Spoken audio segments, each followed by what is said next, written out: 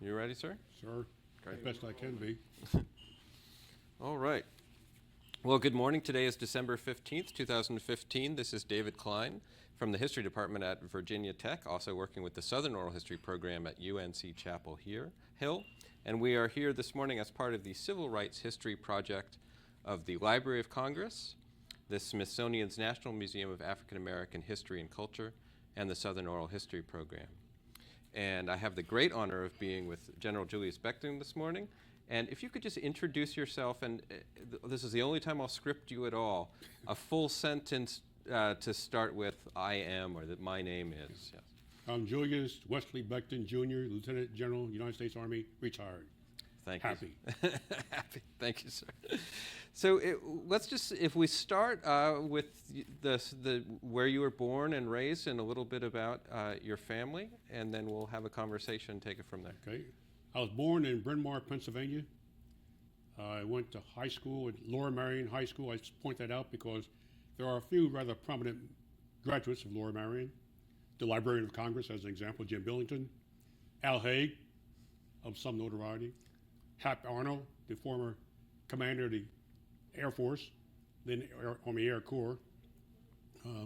If you live here in Washington, the anchor on Channel 4 is a graduate of Lower Merion, and we have some prominent citizens. Kobe Bryant. Mm-hmm. Some people have never heard of him. Mm-hmm. I understand he's retiring this year. So that's right. We have that kind of program. We have some outstanding academics. At one time, Lower Merion was in the top 10 of the high schools in the country, and they're still very high now. Mm-hmm. And they have a great reputation. I'm happy to say that I got out of that place, did well. And this is what they call the main line, right? The main line of Philadelphia. Mm-hmm. It's supposed to be, not supposed to be, it's a very ritzy and well-to-do. I was born there because my father was a janitor in an apartment. And we lived in the basement of the apartment, and it's a block and a half from Bryn Mawr College, and 2 blocks from Bryn Mawr train station that goes out from Philadelphia. Mm-hmm. It's a very other schools, Rosemount, Villanova, Haverford, Swarthmore, just some of the schools are in that area. Mm-hmm. So I grew up in an academic field. Right. And what were the sort of restraints or boundaries of race and class in that area as you were growing up? It was part of the segregation areas. However, the schools were not segregated. We could not go into certain restaurants, or we go to the theater. We were required to sit down in front rows, and if they were filled, we just, depends how much the film had been going, we could mingle with the other folks. No one complained about it. But it was segregated. We're talking now back in the 20s and 30s. It took some time to get through all of those things. Mm-hmm. And so you had your high school years there, and high school years. Lower Merion is located in Ardmore, Pennsylvania. It's a township. There were very few things we could not do. We could not participate in the swimming program. I do not remember in the 4 years I was in high school, counting 9th grade, having gone to a prom. It wasn't encouraged, so we didn't bother doing it. As far as the schools were concerned, academically, we were encouraged to do the best we could. I happened to be a member of the student council. The president of my class, we started kindergarten together, and he'll be invited to my birthday party. We go back that far. Wonderful. So after high school? After high school, I joined the Army Air Corps Enlisted Reserves while a senior at Lower Merion. And when after I graduated, I came on active duty. And what year was this? 1944 when I came on active duty. My first duty station was Biloxi, Mississippi, Keesler Air Force Base. As I sometimes say with tongue in cheek, a great place for a young black 18 years old to go to in those times. In taking the physical examination for flight school, I flunked the eyes test. I had astigmatism. I knew I had that problem, but when I walked into my testing in every other place, they had a big chart on the wall, big E, and then scale down. In those days, I could take one look at that chart, and I had it memorized. Front, back, either way. They say, okay, cover your right eye, cover left eye, fine. I got down to Keesler Field, new machine, technology, in a darkened room with a machine right back here, and you walk in, I don't see any chart, room's dark, they push the button, chart comes up. I had no chance, I flunked the test. And that sent me off to MacDill Field, which was an Army aviation facility, engineer. What had you been hoping you might be able to do? I wanted to become a pilot in what turned out to be a Tuskegee Airman. Didn't have that name when I was there. But I wanted to become a pilot because Hap Arnold had come out to our high school and convinced us, join the Army Air Corps and win your Silver Wing and gold bars. And by God, I went down, and after he finished his spiel, about half the football team went down to take the battery of tests. 6 of us passed. And on the 28th of December, 1943, we all were inducted into the Army Air Corps Enlisted Reserves. And that's how I got into the flight program in the first place. After going through New Cumberland, which was the reception station, I went to Keesler Field. My 5 other buddies went to Florida. Keesler, where they had black Americans, to Florida, they did not have. And so I might add that none of us became pilots for various reasons. After that, off to MacDill Field, Army Engineering.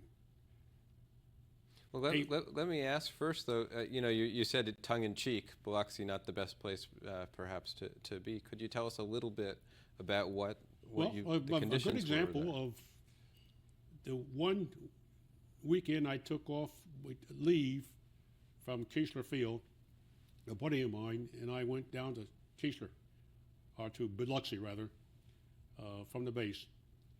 And while we're walking down the street, we heard some noise coming from the rear. There are 2 of them! And we turned around, here's a pickup truck coming down the pavement, driving at us. We flattened against the walls, and they went by. And we thought it may be a good idea to get back on post. And so we did. And that was typical treatment. And I point that out because many years later, I went back to Biloxi.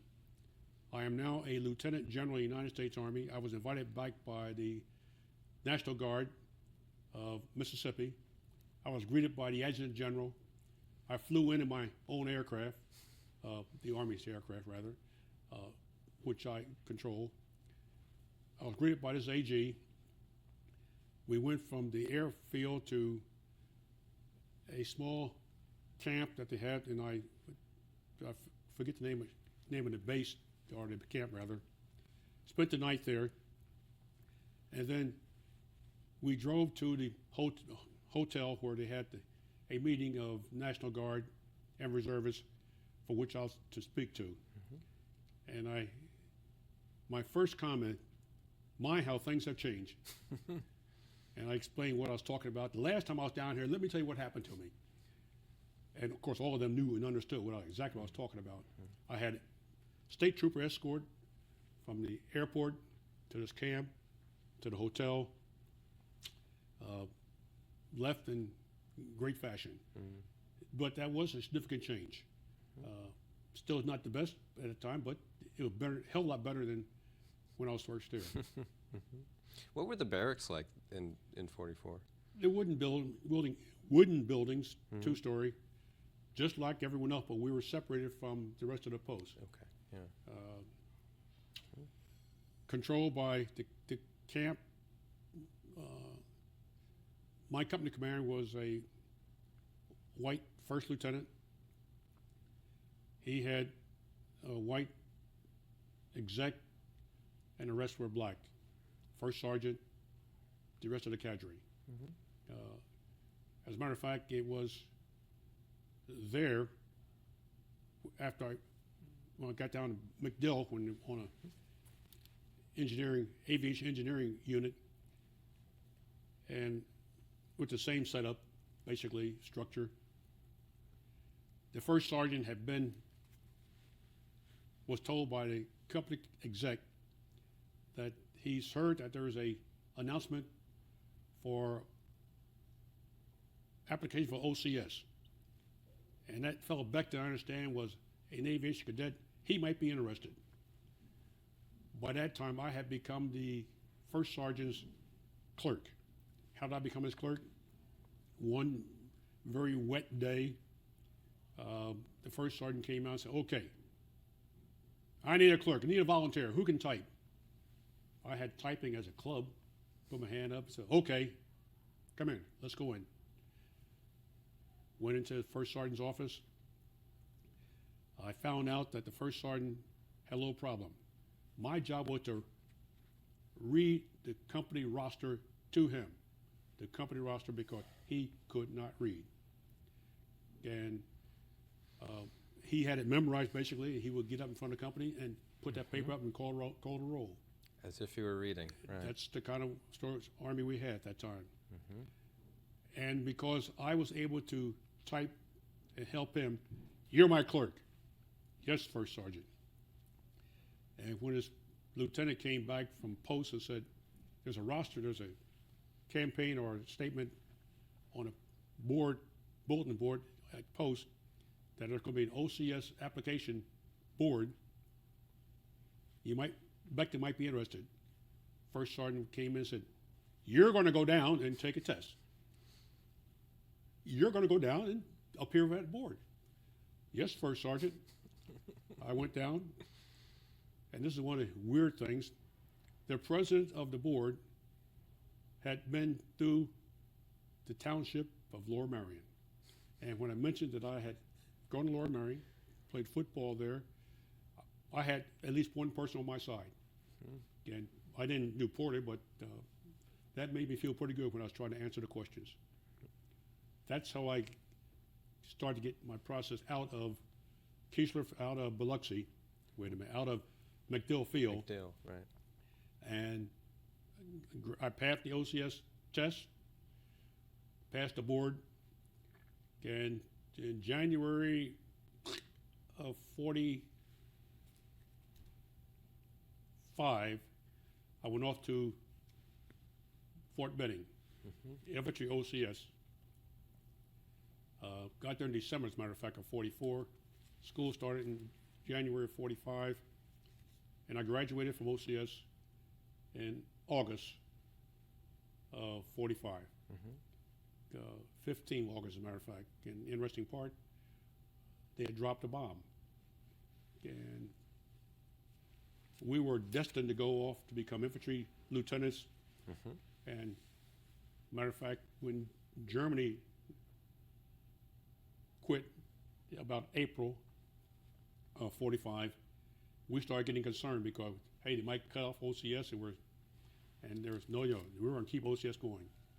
As a result, when the Japanese dropped it, they said, well, we're this close, they wouldn't dare cut out OCS now. They didn't, and we graduated on the 16th of August 45.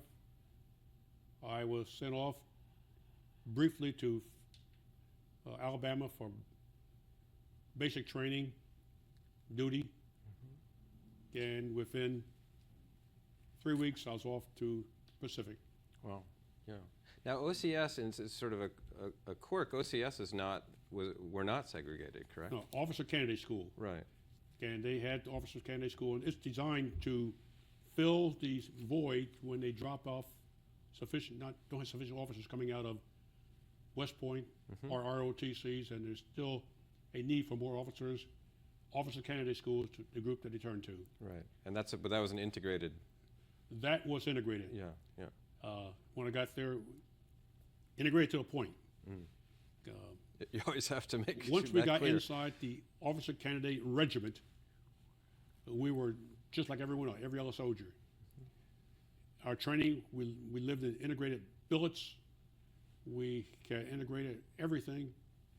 However, you step outside of that regimental area, you're back to the south. You waited in your line to get on a certain bus. Even there, going to the theater outside the region area, you sat at a different location than your fellow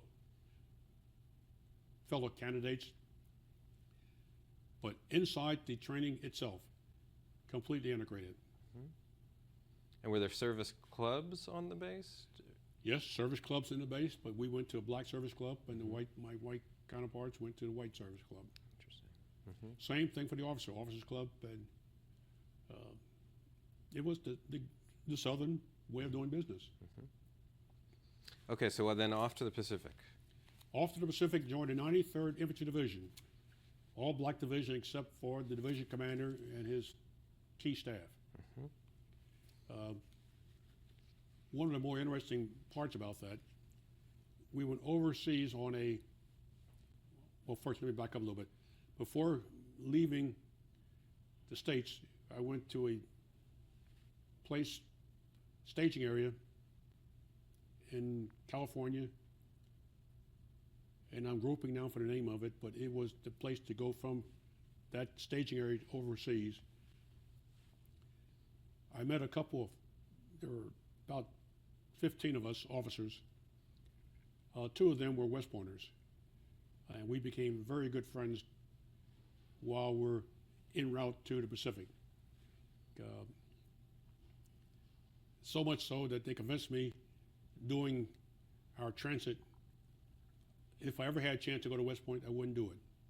I already had my commission, and I was not about to go through what they had to go through, the silencing treatment and the other things. They also taught me how to shoot crap. Took my money because they taught me how to shoot crap on a blanket. If you know anything about shooting crap, that's the last thing you want to do. And they took my money from that, and I reminded them of that later when I had a chance. Went on to the Pacific. The war was just over, but there still were. I went to a place called Morotai, which is south of the Philippines, north of New Guinea.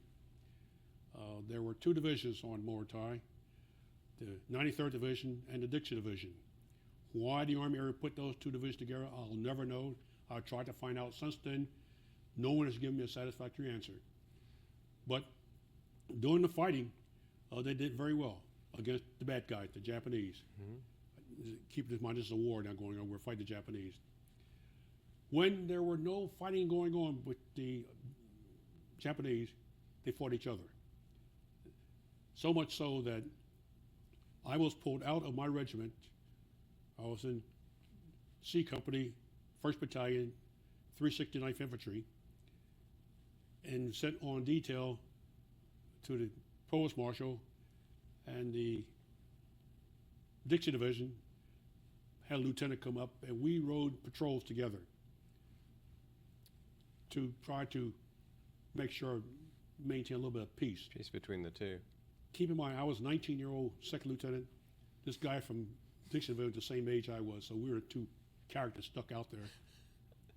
Driving around in a Jeep. To drive around to keep peace. Another interesting situation. The Dixie Division flying Confederate flags and yes. things like this? Yeah. Their Confederate flag as well as their regimental flag. One of my combat activities was required to take a patrol into the hills, and they knew the Japanese were someplace up in the hills, up in the mountain. The war was over, so we had a Japanese translator. We went out. I had my platoon. The Japanese translator had a bullhorn announcing the fact that the war is over, give up, come on, we'll take care of you. For that, we got shot at, and we were told not to engage.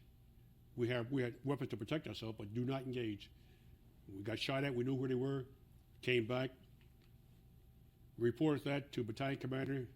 He in turn reported to the regimental commander. Regimental commander said, hey, no, the division commander said, they're up there. We know where they are. We'll just starve them out. That took care of my first combat experience being shot at. And that went on for time to deactivate the division, January of 46. And if you had a certain number of quality points, promotion or overseas points, you came home. I did not have any of those things. I just got in there. So I and a few other folks were sent to the technical services. I went to Manila to a signal unit, and I reported in. Company, there were 6 officers, company commander is a captain. I was a junior lieutenant. The company commander was an infantry officer. The 3 of the officers were signal officers, and the rest of us were infantry. This is a heavy construction company, the kind of company that goes out and put overhead wire and cable, drill the holes in the ground, put in the poles, and then string cable. I never drilled, I never been in a signal unit before, but one very difficult. I knew what I had to do. I had a platoon of 30 odd soldiers. All of them were signal officers, signal soldiers, and they were happy to get a youngster in that could help them with many things. So they taught me how to climb poles, how to go up there and hang wire. We drilled a lot. I taught them how to do that. And I did something the other lieutenants would not do. I climbed a pole and check it out. We had a chance on one occasion to put in poles for, we're talking now Manila, for radio or commercial, radio and televisions too. And we put in 100-foot poles. To put in a 100-foot pole, you got to put about 10 feet into the ground. Once you get the pole in the ground, now you have to go up and hang the wire. And I didn't have much choice to where I was going to go up or stay down. My soldier up hanging wire, I'm going to climb the pole too. I don't like heights. I got up that pole, went to the top of it, saw what they were doing, and came back down. Now, if you know anything about pole climbing, Not at all. pole climbing, if you do tend to fall or slip, the last thing you want to do is grab. You don't. You push yourself away from the pole, and you have gaps on your feet, shoes, which forces your feet into the pole and keeps you from falling. My other lieutenant wouldn't go up, and my platoon was so happy within the company, said, my lieutenant does that. Look at him. Well, I went up once. Have not been up that high again on a pole, but I proved that I could do it. And that's the way we operated. The company commander, as I said, was a infantry captain who I later ran across in other services. But my tour there ended when I reached the going home point, separated in 46, came home,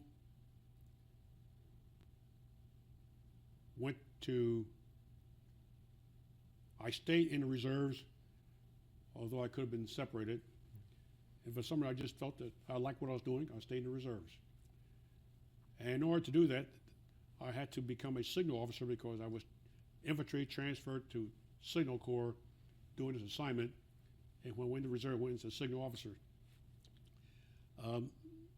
Stayed active in the reserves and went to reserve training.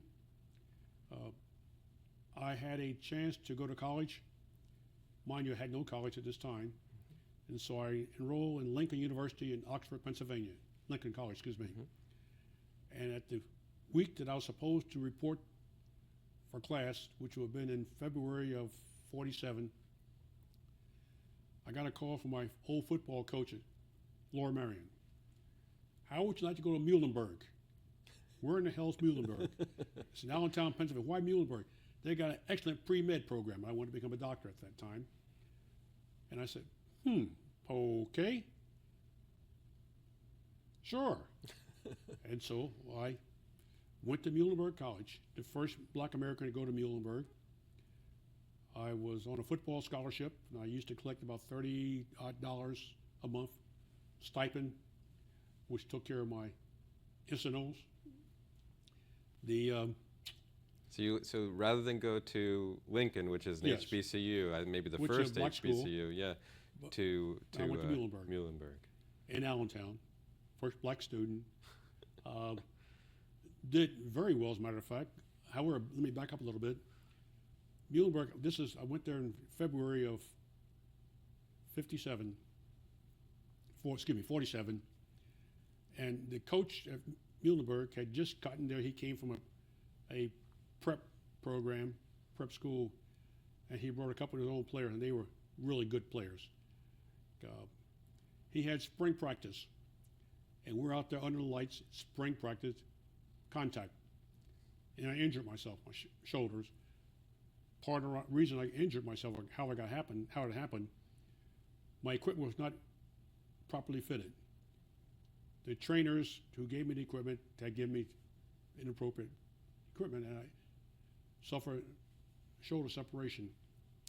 They purposely gave that to you. I won't say on purpose, just that's why I ended up by getting it. Let's put it that way. Okay. And I couldn't play football anymore. And I decided then that I really don't need this because I was doing quite well academically. And I found out that I could stay in college. I was there on the GI Bill of Rights, so I didn't need the money from that standpoint. I didn't need the $31 for incidentals. So I just dropped my football scholarship and got serious about playing academics. Of course, I forgot to mention, between the time I got home and going to Muhlenberg, I met a young nurse from suburban Philadelphia. She was in nursing training, and we decided to get married. So in 48, January of 48, 29th of January 48, we had our wedding. I'll point out that that morning, the day before that, I had taken a final exam in analytical geometry. I'm on a pre-med scholarship, pre-med student, and I did not do well. As a matter of fact, I went and took that test. I read the questions, reread them. In my answer on the sheet, I rewrote the question, and took a guess with each question, and turned it in. And the professors called me in and said, "Becton, you know you didn't do well." "Yes, sir. I know exactly what you've done. You have been memorizing formulas, analytical geometry."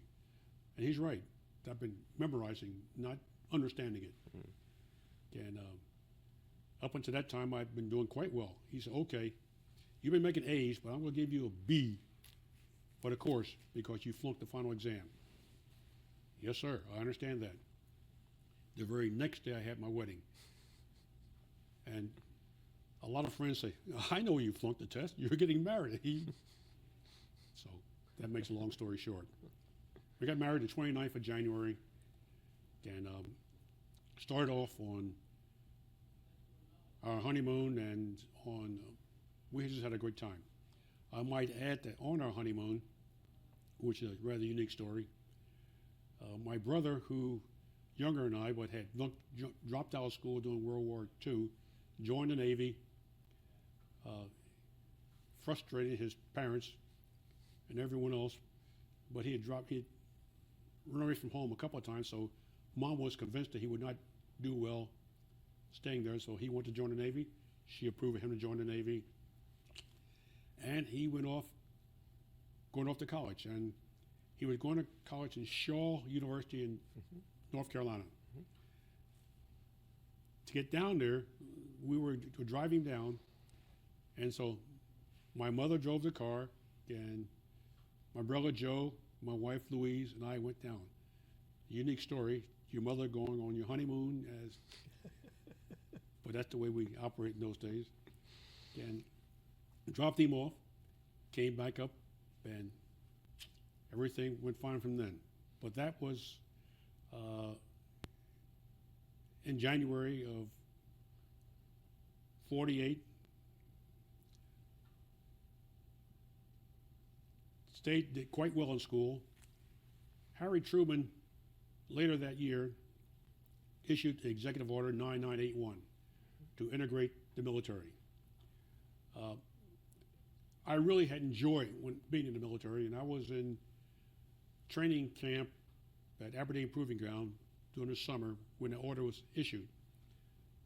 And I came back home and told my wife, well, I'll have a chance to go back in the active duty, and I really liked what I was doing. And I'm not going to be a doctor anyhow. I wasn't doing well in chemistry, which is not very good for a doctor. And so she was happy, satisfied with it, because she was a nurse working, so we weren't going to starve. While I was at Aberdeen Proving Ground, when the order was issued, the commander of the post called all the officers together. He read the executive order signed by the president, and after he finished, and Aberdeen body was a completely integrated post, read the executive order. He called to the officers, and he said, as long as I'm here, there'll be no change. And by that he meant officer club number 1, officer club number 2, swimming pool number 1, swimming pool number 2, NCO club number 1, NCO club number 2. All the 1s are white, all the 2s are black. And during his period as the commander, after the order was issued, no change. So, when I went back on active duty, we were expecting our first child. I was on orders to a signal unit at Fort Bliss, Texas. I was recalled as an infantry officer because I wanted to go to infantry. Pardon my interruption, but I just wanted to follow up. Having heard the president's executive order, and I imagine having some reaction to that and hope for Sure. We're happy. career We're happy. possibilities opening up, and then hearing the response of the commander, Post-commander. the post commander. Can Yep. you walk me through the range of feelings that you went through? Well, let me back up a little bit of history. World War I, the black soldiers were fighting in segregated units. The commander in Europe, Pershing, did not want black troops, black commands. So 369th, my unit in World War II, had fought with the French because they wanted us, and did well. Came back well rewarded. And when the 369th got back in the States, they were not greeted as heroes, but they came back through New York and jeered. In 1925, I could be off by a year, there was a study done at Carlisle Barracks, the Army War College, basically saying that the black soldiers, while they may be good doing stevedore work, laboring, they were not good for thinking through a project or being able to officially control soldiers, and could not do certain other things, technical things. That study stayed around for a long time. So when World War II came along, that was the mentality of the officer corps, of the leadership, of the War Department. No reason to change it. When B.O. Davis became a fighter pilot, he had some major problems, but because the 99th Pursuit Squadron did very well. We were able to shoot down aircraft and not lost an aircraft, not lost a fighter that they were escorting, or a bomber that they were escorting. So it doesn't surprise me or anyone else that there are certain beliefs in the military leaders that Well, just the president. That we can do. This is our army, and we're going to do what we want to do. May I point out today, in 2015, you have attitudes where folks are saying one thing and the president's saying something else. It's not much different. So the army, soldiers and leaders are do what they're told to do, and once the word came out and they set their mind to do certain things, to get on with the program. Their job is to be loyal. And no one contested that I know of this post commander. I'm not even too sure that the Army War Department knew about it.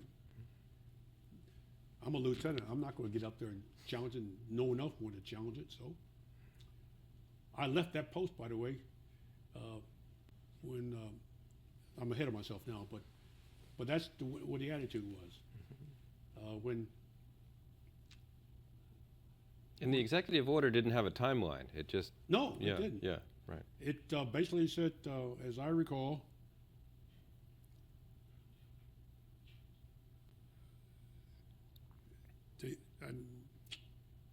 I could look at that book I have over there and tell you what I got the order in there, but it basically said, with all deliberate speed. Right, very similar to the Brown decision, all Yes, deliberate that's speed. exactly right. Right. And so I'm now back on active duty, went to Fort Bliss as a signal officer. I had applied for infantry, and I had applied to become a regular Army officer. The difference between being a regular Army officer and a reserve officer is, I hope, is understood. Mm-hmm. It's the way to go if you're going to be want to be a career soldier. Well, at Fort Bliss, I was in a senior unit company. I was a junior officer, and our job was to go from Fort Bliss to Fort Bragg and participate in the maneuvers. To do this, you got to drive by road, and we took our signal unit, trucks and all, from Fort Bliss to Fort Bragg. And as I said, I'm the junior officer, so I'm the guy in charge of the mess hall, kitchen. My job was to whip the cooks to go out, cook, and when the soldiers join us, feed them, and then move to the next point while they coming along behind us. Mm-hmm. Cook, prepare a meal for them, select a bivouac area. Driving by road from El Paso to Fort Bragg is not easily done. Particularly, we don't have any radio communication. We're signal unit, but we don't deal with radio, which is telephone. The very first place out, Van Horn, Texas. Very unique place. They didn't cotton to blacks at all, no matter whether in Army or not. It so happened that I going out, set up our bivouac area, set up the kitchen, done the cooking. When the company came in, then I had to take a listing of things, what they wanted from downtown. Okay, that's easy. I took a list of things they wanted. Of course, soldiers want things that they don't provide, like cigarettes and candy and you name it. I had a list. I went down to the local drugstore and I gave the list to the store owner, and he was happy. See this great big list of things he's going to sell. Mm-hmm. And I went to And you're in uniform. I was in uniform, actually, Sure. field uniform. I went to the soda fountain, where they make ice cream, soda, stuff like that. Well, I was enjoying myself. And my sergeant with me was collecting things that we were going to buy. All of a sudden, the guy behind the counter stiffened up. I didn't pay attention to that. And next thing, the guy tapped me on the shoulder. Get away from the counter. Why? I said so. I turned around, great big badge here, and a great big fellow in uniform with a weapon. And, okay. I understood what he was saying, and I understood why he said it. And I said to the sergeant, have we paid for anything yet? No, sir. Okay, we're leaving. And we walked out. And the sheriff had gotten back to the bivouac area. By the way, I forgot to mention my company commander was a Major White. He got back to the bivouac area, and the sheriff had gotten there before I got there. And he was telling this sheriff would tell him, this major, that this boy you got over here doesn't understand what goes on down here. And the major said, that boy's a lieutenant. He's not from here. He's doing what I told him to do. And he said, you better tell him something differently while he's here. Okay. Sheriff left. I get back. I'm told what took place. The very next morning, we're heading out, continuing our route, and a sedan, Studebaker as a matter of fact, had an accident. It passed us flying like a bat out of hell. And I had, by the way, a Jeep and a 3/4 ton, small pickup truck type thing. He passed us like a bat out of hell. She had an accident, clobbered. And we get up there to where it was, saw what happened, took the no emergency rounds. We took the 2 women out of the truck, out of the cars, put them in our pickup truck, and I continued in my Jeep on my way. My truck took these women back to the hospital in Van Horn, Texas. The doctors said that the action of these soldiers saved these women. And when the sheriff came into the hospital to hear about the accident, started checking, wanted to find, okay, how did it happen? Who brought them back? And my sergeant, who was with me the night before, that lieutenant who you chased out of town to want to save these women's lives. There was a message there too. Mm-hmm. We went on our way from there on to Fort Bragg, but that was a unique experience for me to go through that. It changed the minds of some people too, to include that sheriff. That, hey, maybe it's not all bad for these soldiers. That went on until we got to Fort Bragg, went through the drill of putting in communications. Mm-hmm. It was shortly thereafter, my orders came through, my assignment came through to go to an infantry unit. And I was then transferred from the 29th Signal to the 2nd Division at Fort Lewis, Washington, on competitive tour, competing for a regular Army appointment. Mm-hmm. And we did quite well at Fort Lewis, still a segregated unit. The division, 9th Infantry Regiment, had 3 battalions. 1 battalion was black, the other 2 battalions were white.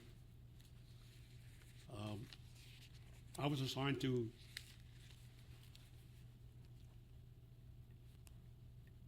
L Company, 3rd Battalion, 9th Infantry.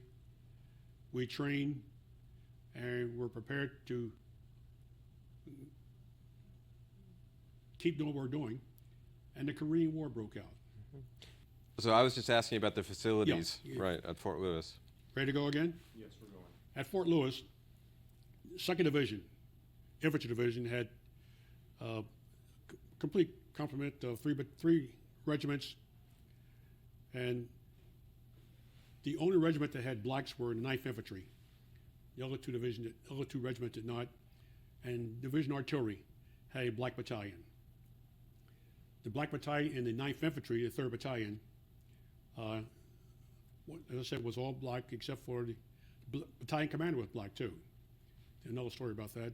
And the artillery battalion, one of the sergeants turned out to be a pretty important person. He became a member of the Congress, Charlie Rangel.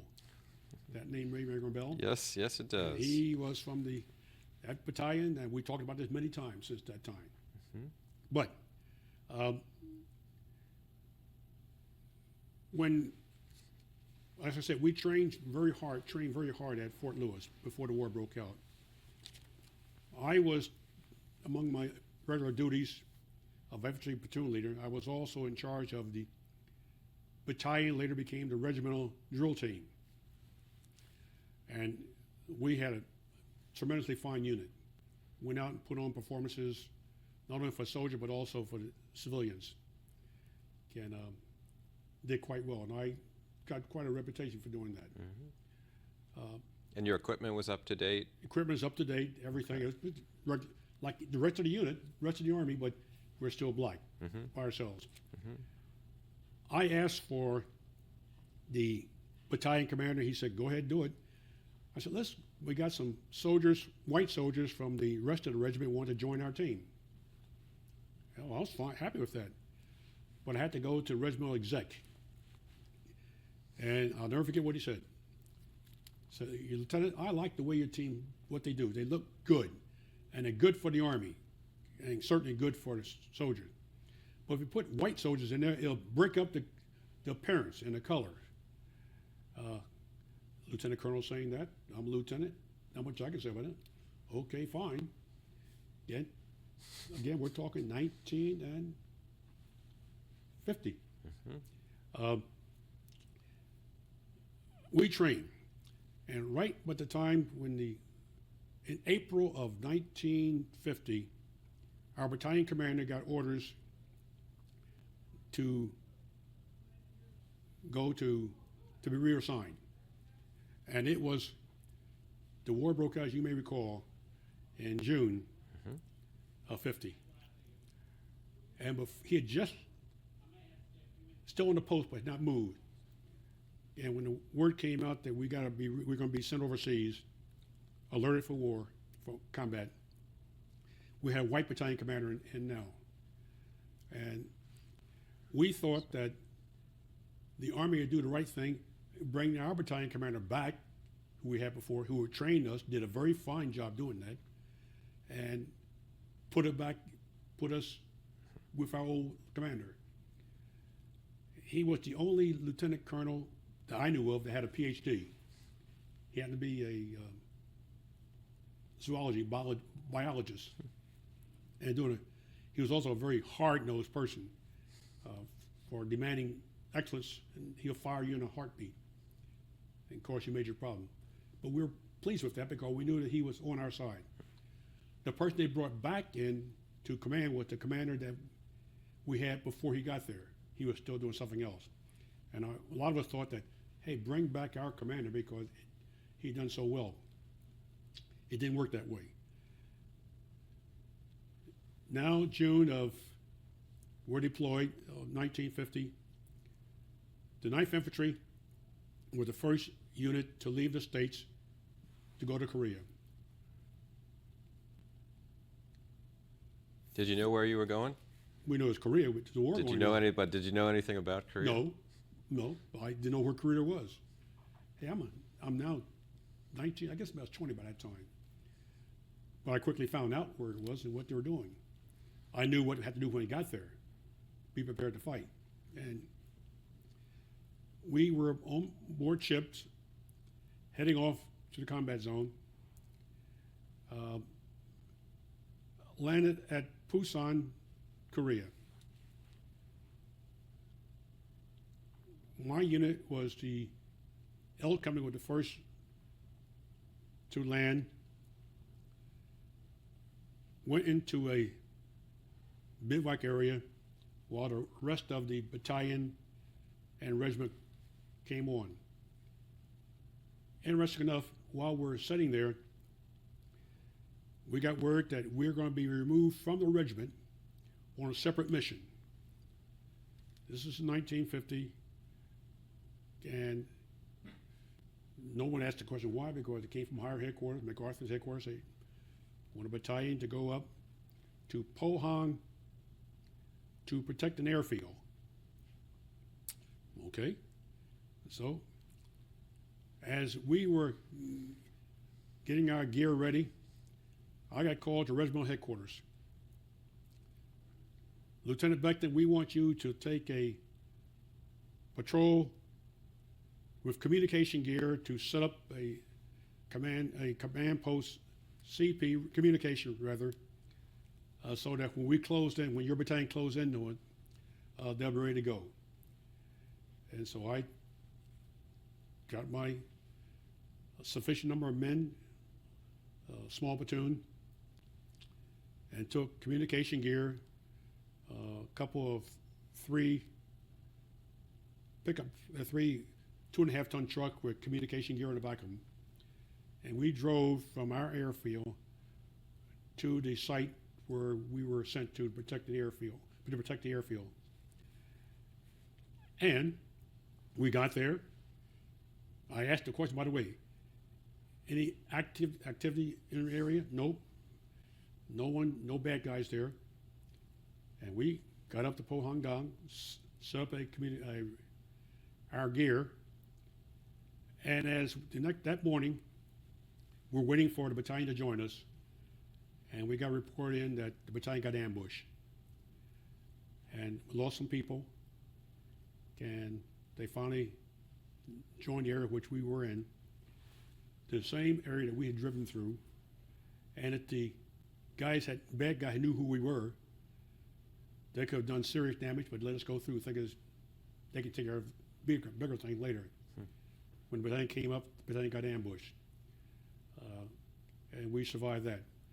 My first close call. Mm-hmm. We stayed there, had a couple patrols, protecting the airfield. And then the orders came in for the battalion to move back and join the regiment. It is now September.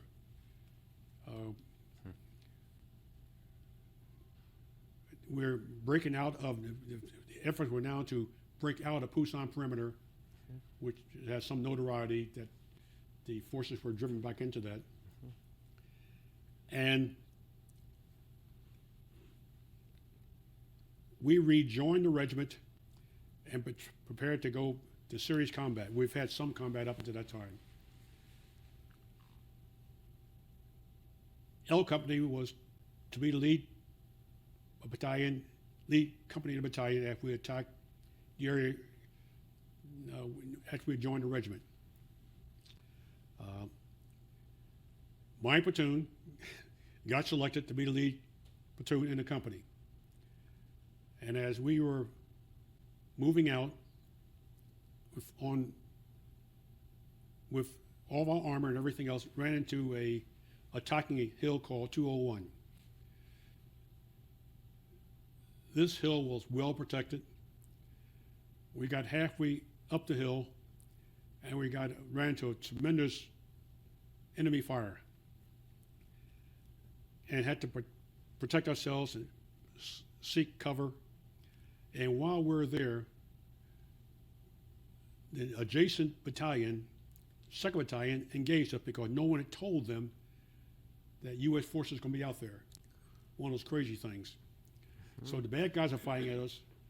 Our 2nd Battalion is firing at us.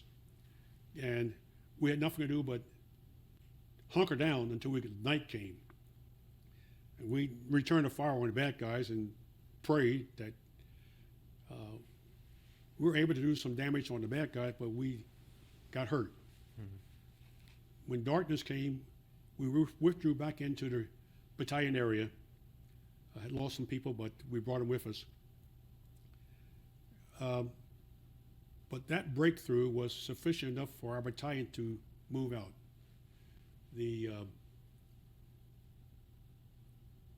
I might add that while we're in this also battle, we had support by our Air Force. And they mistook us for enemy. So they also attacked us too, fighter aircraft. And no matter what we did, they kept going. So my messenger, I'm a lieutenant now, he grabbed panel marking panels, got out in front and waved them up and down to the Air Force and coming back at us. They understood that wrong hill, get the next hill. Mm-hmm. The guy got back down. We gave him an award, by the way, for that. And he probably saved our lives. Mm-hmm. The interesting part about that, I had told my men that once we get in combat, we're going to stick together as a team. Don't start running to the rear. If you do, I'll kill you. And, you know, tongue in cheek, they thought. And when the plane came back,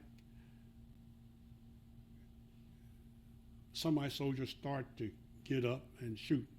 Run, move back to the rear. And I took a carbine, a small rifle, and unloaded a magazine in front of them. And they looked at me and looked at the planes. And they knew that I was closer to them than the planes. They got back on the ground. In the meantime, the soldiers, the fighter pilots, also recognized that we're good guys. And so they went elsewhere.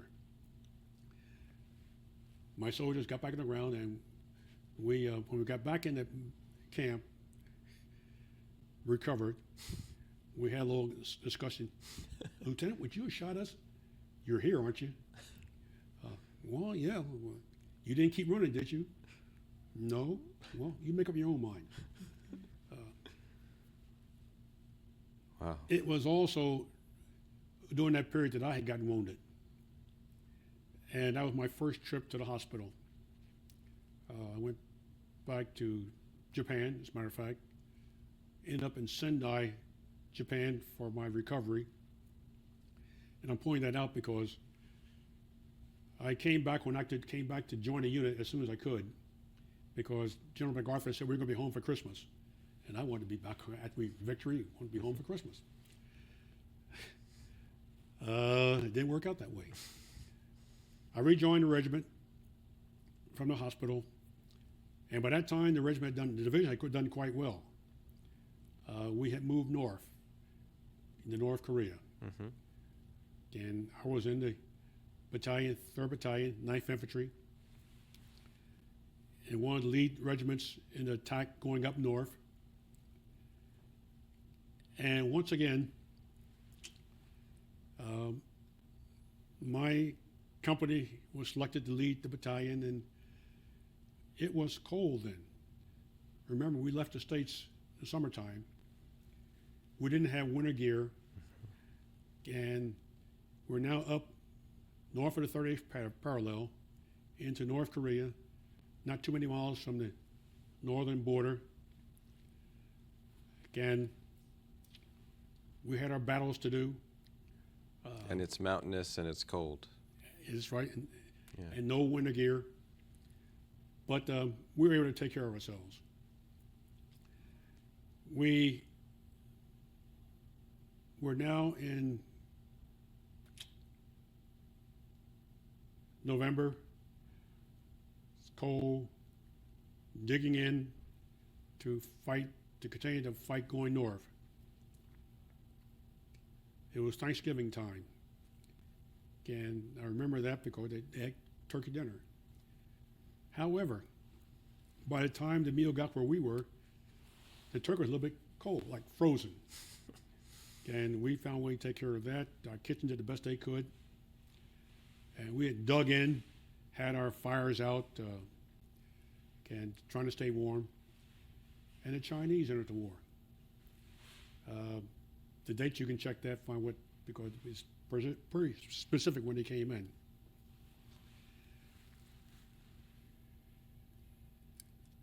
We continued the battle against the Chinese and the North Koreans.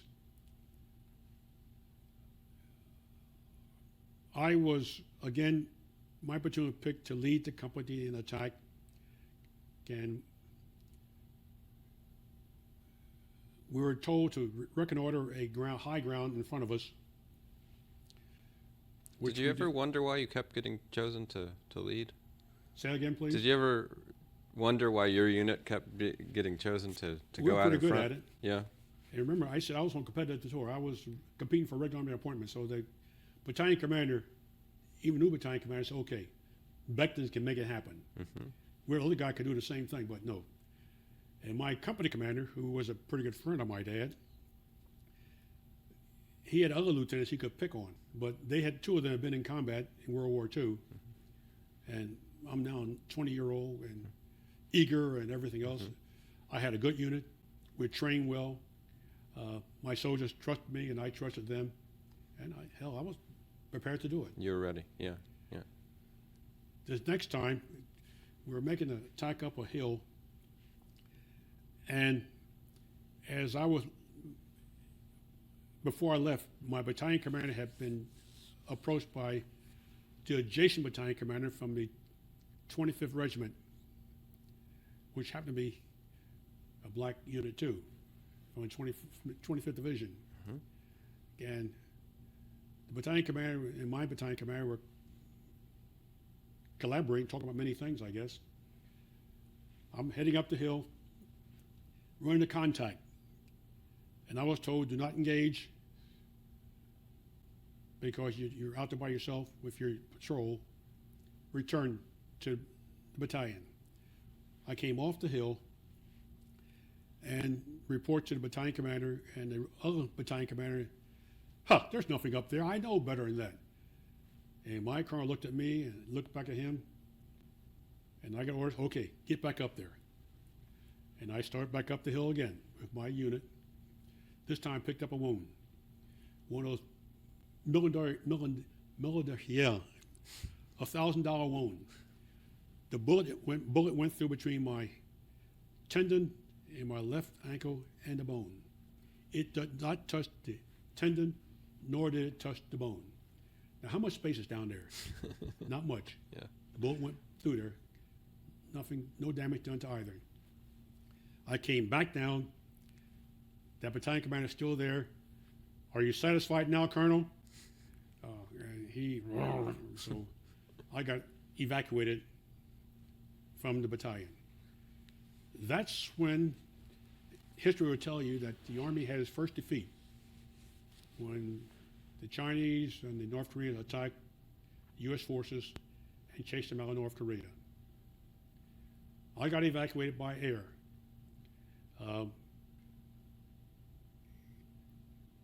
The battalion and regiment suffered severe damage. The final toll were, I think, as I recall, of the battalion, 5 officers survived.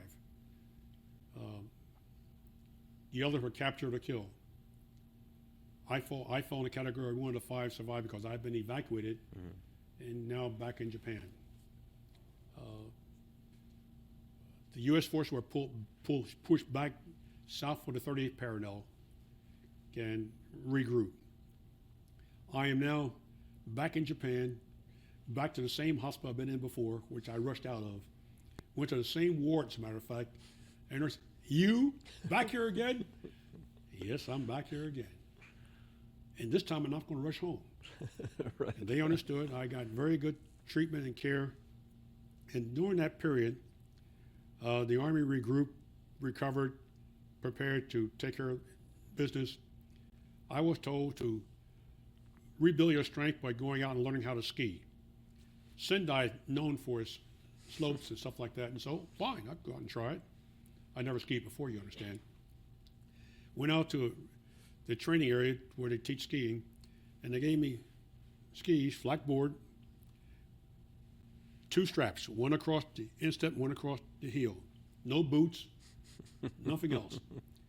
And I did like you might expect. You ski, by the way? Yes. So you understand what kind of trouble I had. I did not do very well at all.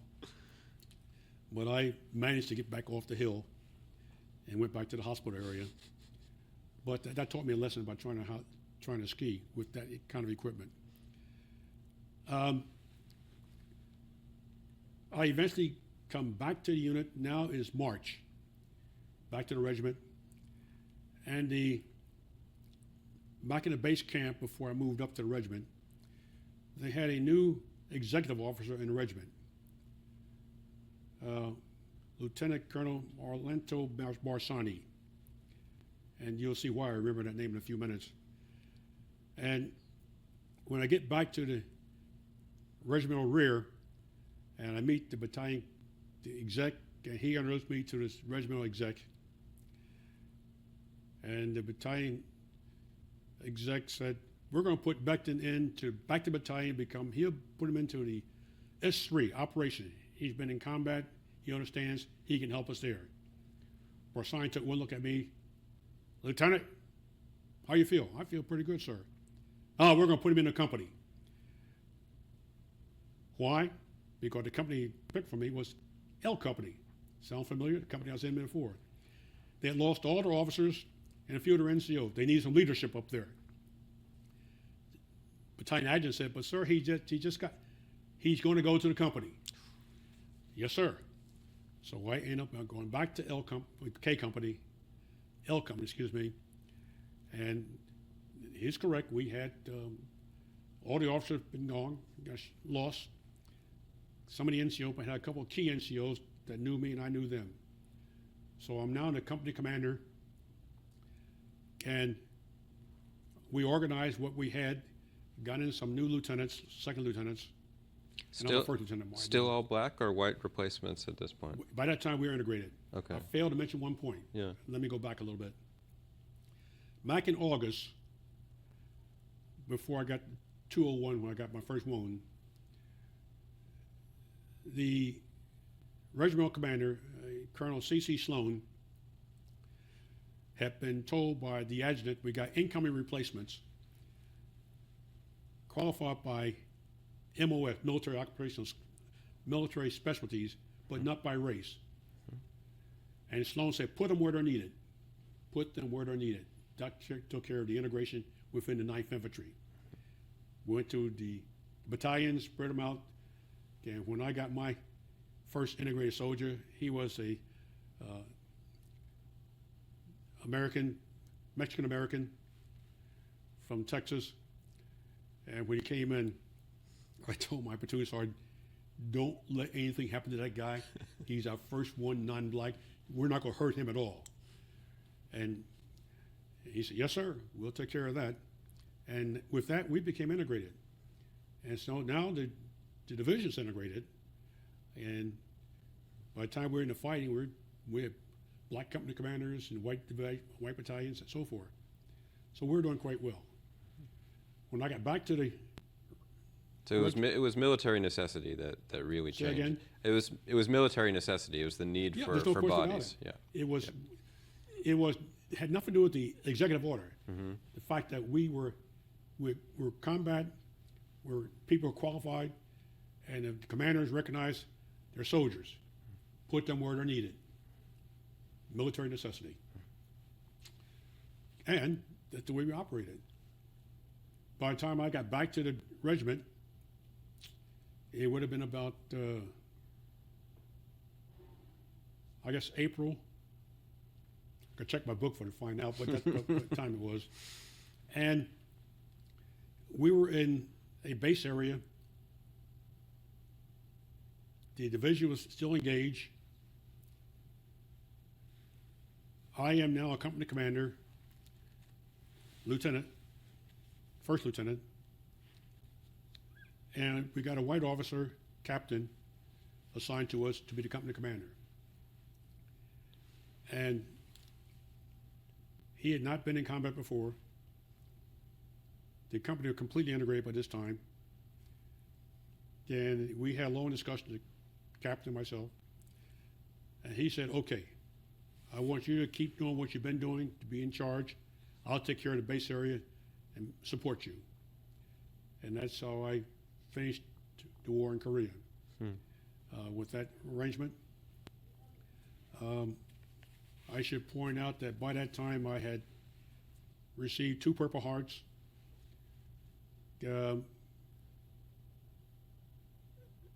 received a Silver Star for the operations back in the breaking out of the Pusan perimeter, attacking Hill 201 when I got my first wound. And it's now into May. Things are we're moving gradually ahead, but by that time they started rotating people home. And I was able to rotate home, leaving the regiment, came back to the States, went off to, I was assigned to Camp Edwards in Massachusetts. The Army's completely integrated now, up to a point. Up at Camp Edwards, there's one black company, and their job was post police and kitchen work, cooking for the soldiers, small base. Okay, our job was to police the post, police picking up trash, and cooking soldiers for the white soldiers and the other the white unit. Oh, that unit was all black, I might add. And I did not cotton to that very much because I've been in combat. I've done a pretty good job, I thought. Now I'm back in this kind of situation. And so I started complaining. I called my branch by telephone and say, look, I know what you got me out here. I'm still on competitive tour. I understand that too. And but don't you think I deserve something better than this? Within an hour or so, I got a call back. You're being transferred to Edentown Gap Military Reservation, which is a basic training for soldiers. And I went from Camp Edwards to Edentown Gap as a company commander, basic training. It was there that I've been promoted to captain. It was there that I got integrated into the regular Army. Orders come in, and I'm in tall cotton, happy about that. Training my unit, we're doing a great job turning out basic trainees. Also, after in addition to training soldiers, I was also selected to go to signal officer communication course, infantry, learn how to become a commo, communication officer in an infantry unit. Why was I selected for that? Because I'd been a signal officer, and they said, okay, he can do that. Big difference between pole climbing and stringing wire and being a guy in charge of communication on the ground. But I went off to school.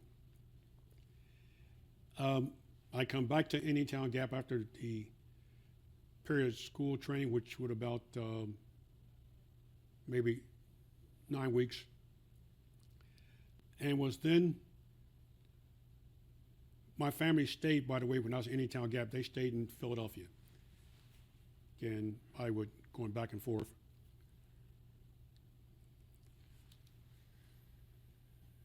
Got orders to Germany. So this, okay, we can do that. Packed up the bags. We now have 2 daughters.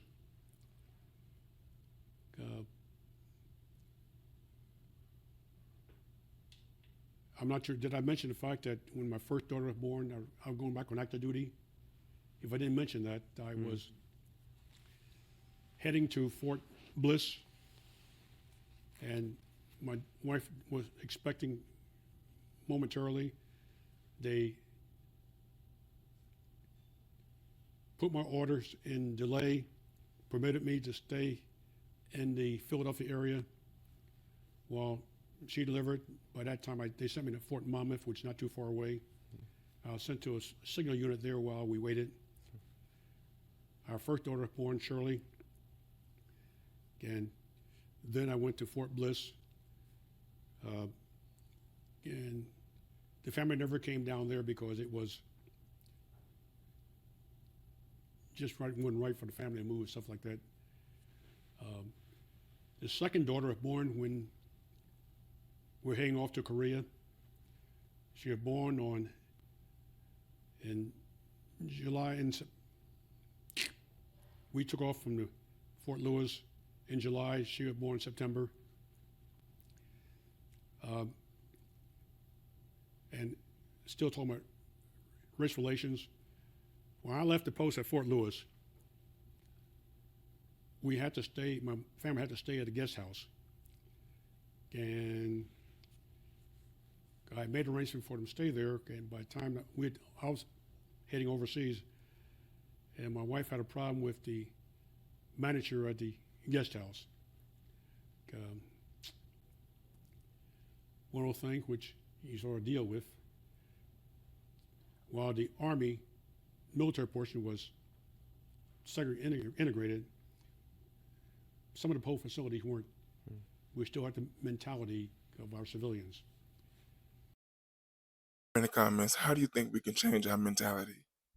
And my mother had flown in from Philadelphia to drive my family back to Philadelphia. My mother was a very interesting person. She'd go any place, fly, drive, whatever.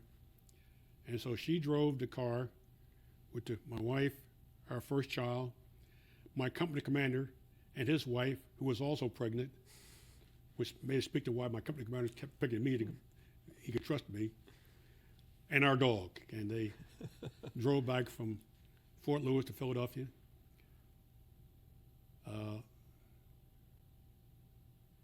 Had no problems en route. They got tremendous treatment. Went to Columbus, Ohio, where my company commander's wife was going, and their child. Then they continued on to Philadelphia. My mother got her first speeding ticket on the Pennsylvania Turnpike, and they explained it to who they were, et cetera. The trooper was very polite and said, "Okay, go on, but take it easy." But my mother she liked to drive, heavy foot, and I got to the point that I had to, since I was one in charge now, and she was living in our house, "Mom, the next speeding ticket you get, that's going to be it. Because I control the insurance and we can't go through it. You kill yourself." But okay. Now I'm heading off to, I just had to put that in because she was part of the program. I go off to Germany. I was probably more scared during that conversation than during some of your combat tours. Yes. We got off to Germany and joined the 2nd Armored Division in West Germany.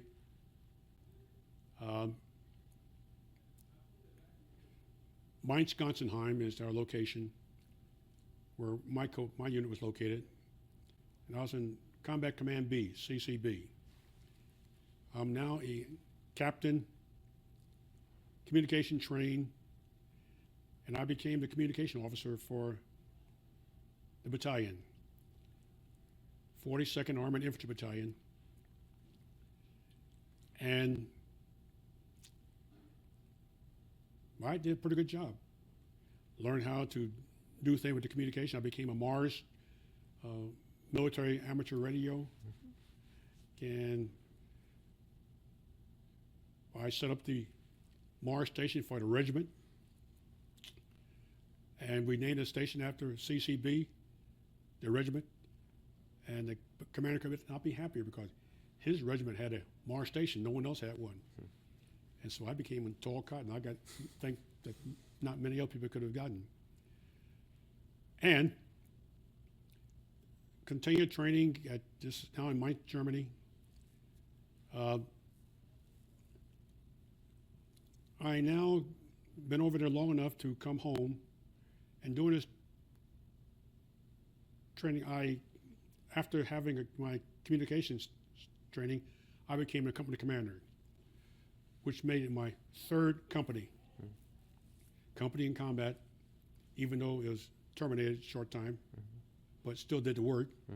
Company at Anytown Gap, training company, and I got another infantry company, armored infantry, and we trained pretty hard.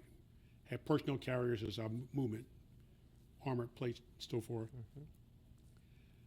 I returned to the States. It is now 57.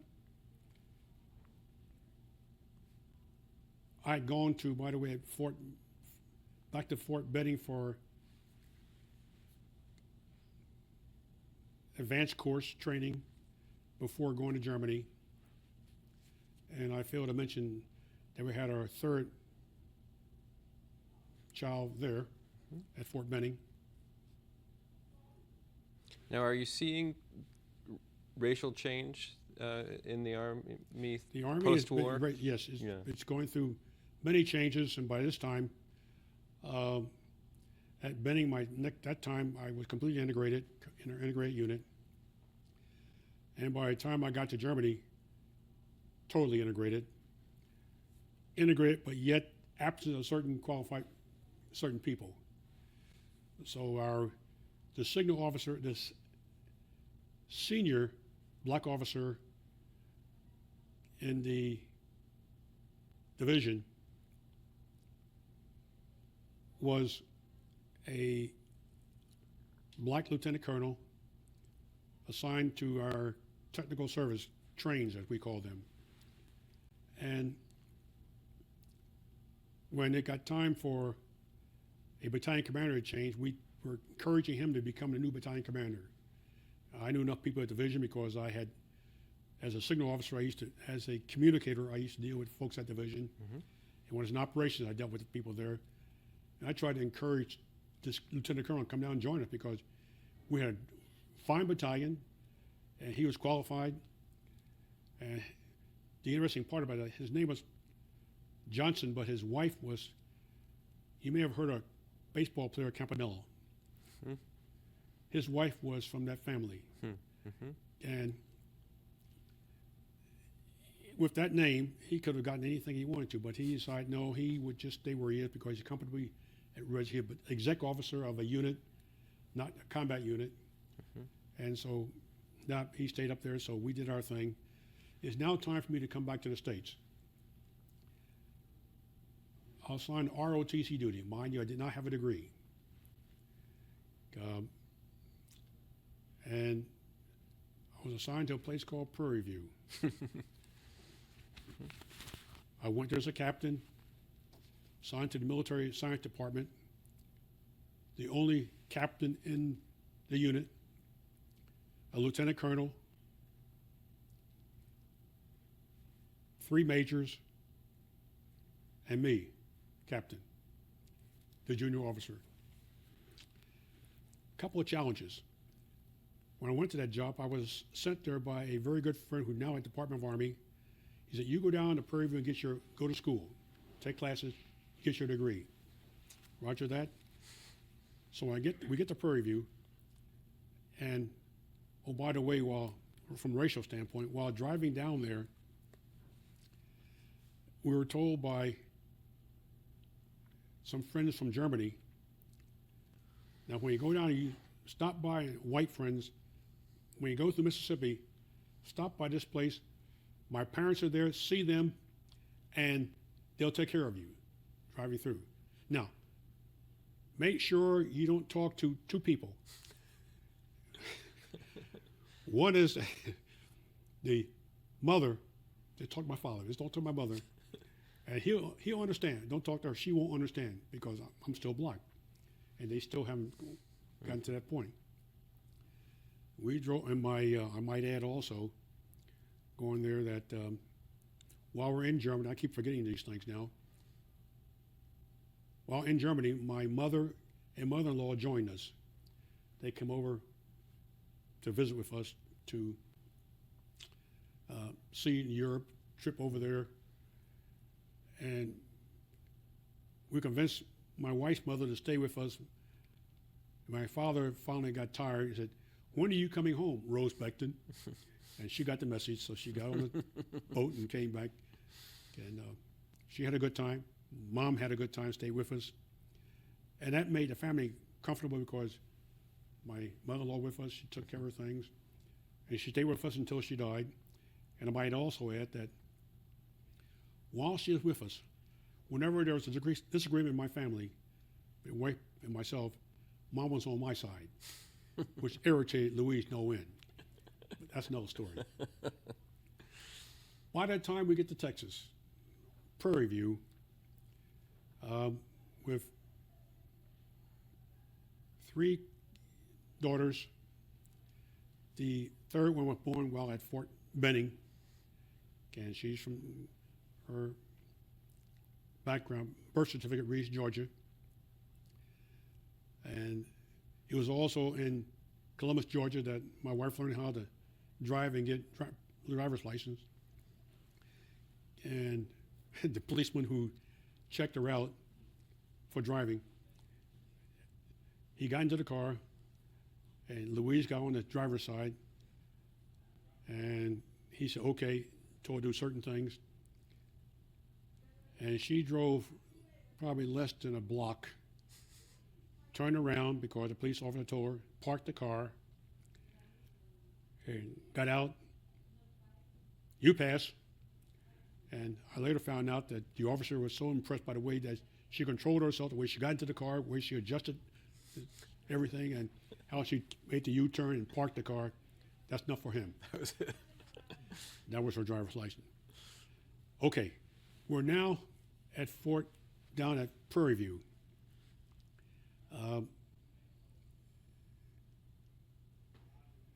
We got a house rented from an old math professor who had a little second house.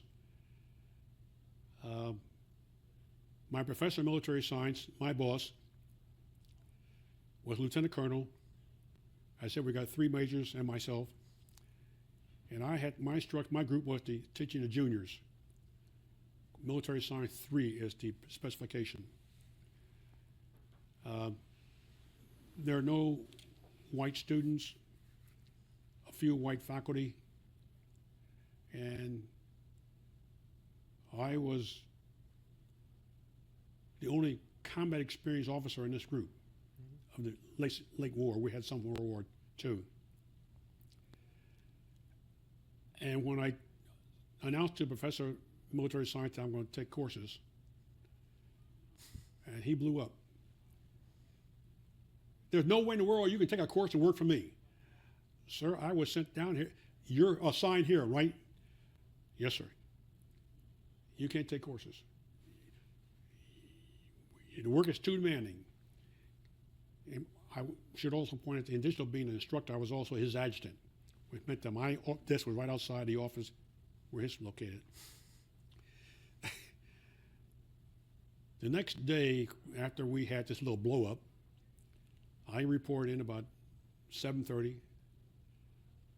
The colonel comes in about 30 minutes later, closes the door, which is usual. And a few minutes later, I get a call. Becton, get in here. Yes, sir. I go in his office, report it. All right, you can take the courses. But let me tell you one thing. If there's any indication whatsoever is interfering with your being an instructor, you're in trouble. Yes, sir, I understand that. No question about it. No, sir. I came back outside, and my couple of sergeants, they knew what was going on. They smiled, and 2 of the 3 majors were roaming back and forth. They got word that I could take courses now. And the 3rd major was the exec, and he had his own office. And I'm pointing all these things out to present the climate, because I am now a regular Army captain, the only regular Army officer in the group, the only non-college graduate, the only one who'd been in combat recently, and now I got my way by going and taking courses. So I'm sort of target for a lot of people to shoot at. But I was pretty good at what I did. I was a good instructor, and I did well academically. And I should point out that I developed a relationship with the students that even to this day, we're still very close to each other. I am now approaching graduation. Been there for 2 years. The last year I'm there, the Army pays for my going to school. They had a final semester plan. When you get within your final semester of graduation, the Army foot the bill for books and everything. Mm-hmm. So that took care of no worries from that standpoint. I was able to do my job, being an instructor, able to do my classes quite well. I was able to influence the professor of military science. A new one came in by that time. And he understood what I was doing. He was a very fine, he was then a colonel that came in to become the professor of military science. And he was able to influence the person coming in to be the commencement speaker, who I had met back when I was in Washington. And we're now 1960, time for commencement, received my degree. The commencement speaker makes some reference to Captain Becton, such a good man, great reputation. This did not hurt anyone's reputation. The schools, my fellow students smiled, and the professors smiled and stuff like that. And when I crossed the stage to get my diploma degree, the person reading off the list of graduate stopped the movement. Wait a minute. Captain Becton is the 5,000th graduate of Prairie View A&M University. Now, the chance of my being a 5,000 graduate is like a snowball in hell. I don't believe it, but the 5,000 graduate took place during that period, and it's convenient for the Army and for the university to use that opportunity. I walked off the 5,000th graduate, smiling, and got my degree. We're in tall cotton. Okay. I now have a diploma, went back into the Army,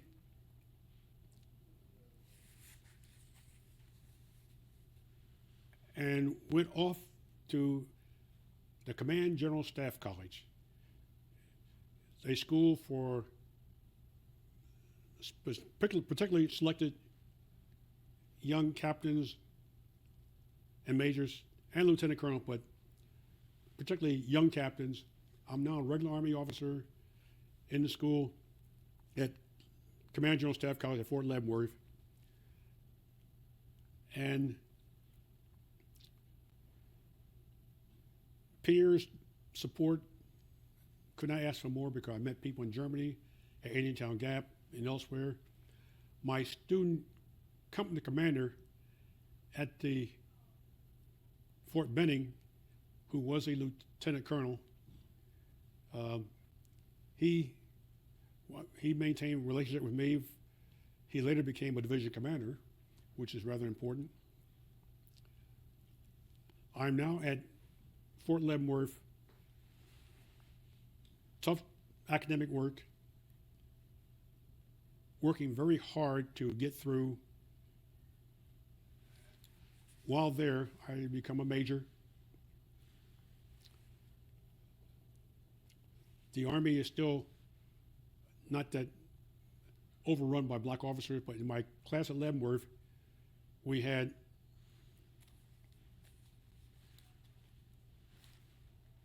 (16) black officers out of 600. And we sort of kept together as a group, except for one. He was lieutenant colonel. And he felt that it was above him dignity to associate with us majors, junior to him. So, to make a long story short, we got through. He failed academically. The rest of us made it because we studied for exams, and he refused to join us for studying. Right. And we got through. You worked together, right? We worked together. From Leavenworth, it is now in the 62, I graduated in 61. Kennedy had become the president, had the little fracas down in Mexico, Cuban, whatever you want to call it. And they start their little messing around in Germany.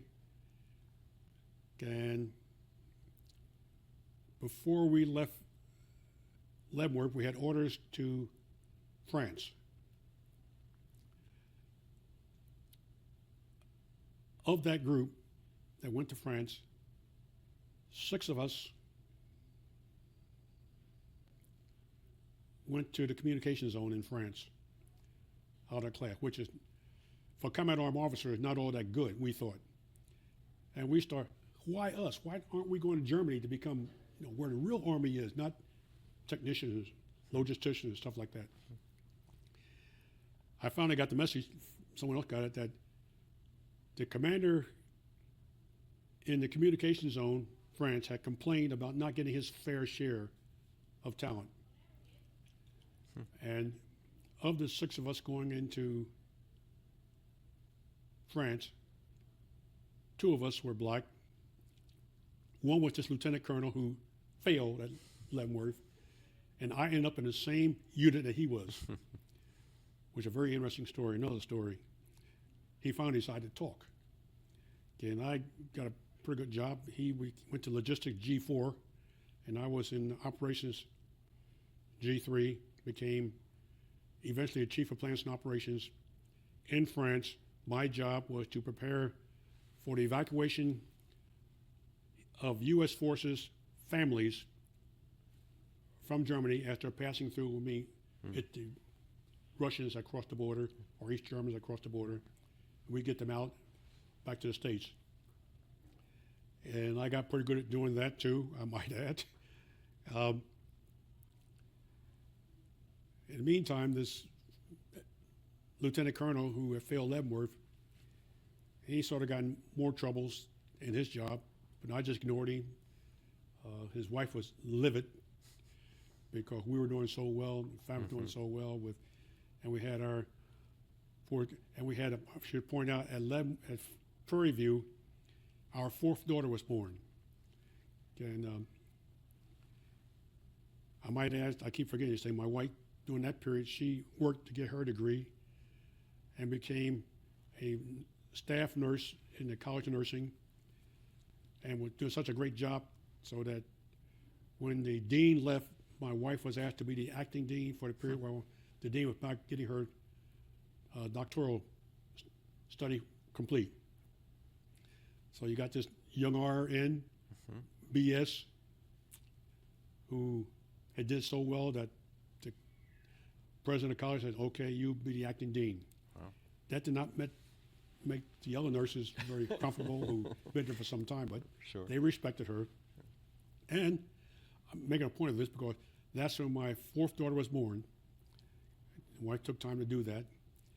And she had developed a relationship with the doctor so that he suggested she go to Hempstead, which is a nearby town, rather than having the birth at the university. So she delivered there. The very first male to see her was the professor of military science, the new colonel who came in. And he, as I said, he's a great guy. He was there when my wife was born. I was on the campus working and also in class. He later became her godfather. I might add that this daughter went on to become a Colonel Air Force, and she's now Colonel Air Force retired. So time that goes on. Okay. Let me ask you one question or a couple of questions. Sure. During this period, were you keeping track of I mean, you're in a military world in some ways, but there's the wider world as well, and there's a lot of change going on. So there are. And especially in terms of race issues and with the Montgomery bus boycott all in those 55, things came up, and we were keenly aware of it. And many of I and my peers, we decide we're demonstrating how good we can be doing our job in the Army. We don't have to get out there and parade with placard or join any sit-in and stuff like that because we think we're doing a better job helping race relations by proving that we can make it. And that was our relationship with the public and with peers who are no longer in the military, and they understood. When I later became a president of college, president of Prairie View A&M University, and that's question came up: what were you doing during the war? I was fighting, protecting you. That's what I was doing, and they understood that too, and it helped. We had friends who, not military, who were involved. Fraternities got involved. My wife was sorority, an academic sorority, I might add. Her group did things for the veterans and for other people. But did they get involved in those kind of things? No. Where it came home to haunt us, I might add, was when my daughter, Karen, who was the second daughter born, and she went off to South Dakota. Don't ask me how she got to South Dakota, but I still don't know. But she had heard that good schools, and a couple of her friends suggested she go there, so she went there. And this took place when I was in Korea, and when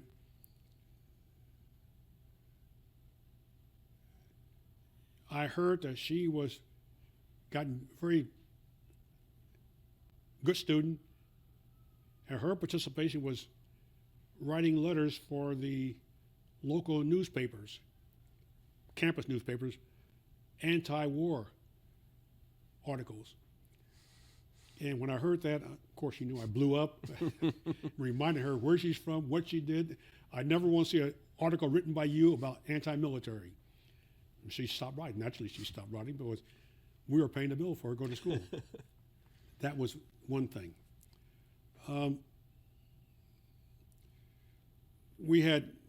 There were marches. We did not participate. We understood what they're doing, and we maintained by doing our job in the military to the best of our ability, help the overall opportunity of what they're trying to do. Mm-hmm. I still believe that today. Mm-hmm. Okay. Was there some pride in the fact that the military had pioneered in integration? Yes. You know, even though it was bumpy, of course, yes. but they it was did realized by a lot of people, certainly us in the military, but to the public too, that the integration of the military and what black majors, black students, academicians were doing on the college campus and in the military itself were making things happen, good things happen, because we had the Tuskegee Airmen, mm-hmm. proving that they could do that, what they're doing. We had senior officers who were able to get things done. And it wasn't too long thereafter because I became a major general, a brigadier general, colonel first, then brigadier general. And I had command, and my first command was at Fort Hood as a brigade commander, colonel, in the same unit that I was a communication officer for back in Germany. Excuse me. The same relationship I made in Germany, I was still continued. And again, out of the military back at Leavenworth, and when I left Leavenworth in France, because in the military we float around, we meet each other, right. And things, we get to know each other. Mm-hmm. It's a great relationship. And as I said, in France, I was able to help to develop a relationship. I did my job very well. The lieutenant colonel, then colonel of the unit I was in France became a colonel and later a brigadier general. And we still maintain a relationship even though I was, by that time, a major lieutenant colonel. He's just a good guy. He was able to help me to get some things done later. He spoke up for me on certain occasions, and it helped. And my peers, black peers, were able to get the same thing. We worked hard. Mm-hmm. We knew what we had to do. We had our jobs prepared for, and we advanced in the ranks, and were respected for what we did. We got to certain schools because of what we'd done, not because we were black, but because we were good at what we did. And to this day, I have a relationship with people. That call I just had, I'm going to return, is from a colonel who was retired from the Army, is now a civilian in the Department of Army. They call them SESers these days. A senior person working in personnel. He's going to tell me something what's taking place in the Army today. He understands what I've been doing, what I have done. And going ahead a little bit, I have been asked to do certain things by the Congress. Several years ago, the Congress set up a commission for diversity in the military leadership diversity. The chairman of that commission was a general, 4-star, Les Lyles. I was the vice chairman, lieutenant general, and we prepared to study for the Army, for the military, to deal with diversity. Now, is that race relations? Not really. It's diversity, because there's a big difference. And some of our people, military and civilians, were unable to understand that difference. Affirmative action had certain gateposts. So many, it had a formula. How many folk can you have, or what should they be doing? Diversity is not so much how many blacks you have, but is what are you doing for the total population to demonstrate that we're all qualified. And diversity is a function of learning from each other. And a lot of folk never got that message, even to this day. And so I've had a chance to work at those levels. What do you think of these? I mean, we've seen some tremendous changes recently with combat positions for women being totally opened. I'm smiling because it was our commission, Military Leadership Diversity Commission, that came down very hard. Get rid of the restriction for women. If they're qualified, put them in a job. And we sold it. It went so far as to what just happened with the Secretary of Defense. But when women went to Ranger School, I could not have been happier. Some folks, even in this building, were livid about it, because we got some very senior officers here who think they know what's going on. And they blew up, and I blew up too. And in this very room, we had a meeting one day. Rotary had a meeting, and I'm not a Rotarian, but I announced the fact that of the bringing in military, not only in the military, in the Army, but putting them where they're qualified. And women had just been integrated into the Ranger School. And I could not have been happier. And I was sitting in the next room for dinner with a Rotarian. I got a telephone call from my son, who I forgot to mention when he was born, but he was a captain in the old guard in Washington as a company commander, honor guard company commander, and he resigned his commission because he was never convinced that what he got was on his own. His name is Julius W Becton III. And every time he went any place, Becton, I know your father. How is he doing? And you can take that for so much long. And he finally got fed up with it. He wanted to make his own. He wanted to make his own. Yeah. Let me break for one story. He as a company commander, captain at the Pentagon. No, at the Pentagon, preparing the ground for a parade for the honor guard, old guard, that was for the military.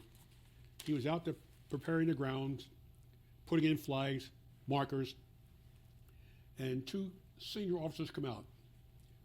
One, a fellow named Gordon Sullivan, Chief of Staff of the Army, and a fellow named Colin Powell, Chairman of the Joint Chief of Staff. And they see Wes. He comes up to him. Wes, how you doing? Fine, sir. How's your father? Fine, sir. What's your mother doing? Sir, they kept on with this crap. He finally said, sir, I got to go to work. Okay. Because all this time, his colonel's over glaring at him, but he's stuck with these 4 stars. That's the kind of relationship that we've had over the years, and we still got that relationship to this day. But, okay. Where am I now? We had been talking about the change in the diversity commission and Ranger School and women in the Rangers. Yeah, well, that has worked very well. I think the proof of it, those 2 women got through Ranger School. And the interesting part about that, not senior, there were 1, 2, 3, 4 lieutenant generals in this place. One is senior to me, older than I am by a couple of years. He was sitting at this dinner table when I'm sitting there, and my son calls me and said, he's a Ranger too, my son. Hey, they just got through. And I walked back in just smiling and said, I just got the best news you can think of. My son called me and said, those 2 Rangers, female, just got through. And there are maybe 15 of us, 20, except for this colonel. Ha! Enough much, a bunch of lesbian. And I blew up. I'm on one end of the table, he's the other end. How in the hell can you say that? They're qualified, they proved it. And these civilians say, they're these non-army type. They're listening to this. And right now we're at the point we may speak to each other. But I made a point to prove, I got a piece of paper that said, not only were they qualified, they've proven that they met the standards, they're doing a job. Oh, absolutely. And he'll grunt. And my wife accused me of being inappropriate. I just refused to talk to him except to say hello until he apologized something else. But anyhow, they're qualified. And that's what we expect. That's what we want them to do. And so to answer your question, yes, I've faced that. Here we have it. There are 580 people here. 1, 2, 3 Black American families. 3 wives, spouses who are here. Their spouses, male or deceased. The other family, Leo Brooks.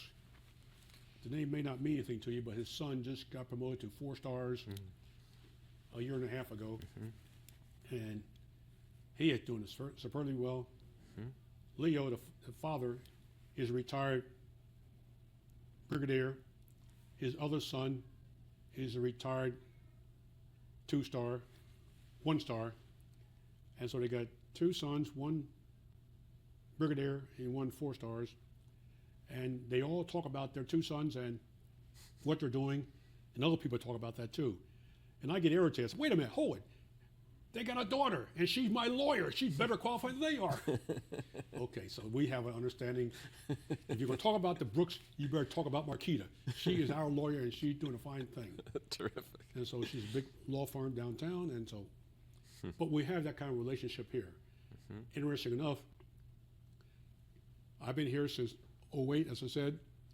Leo came in 2 years later, and amusingly so, he got here because Louise had a luncheon for some general officer wives here, Black, and that luncheon rotated around. And Naomi, who was Leo's wife,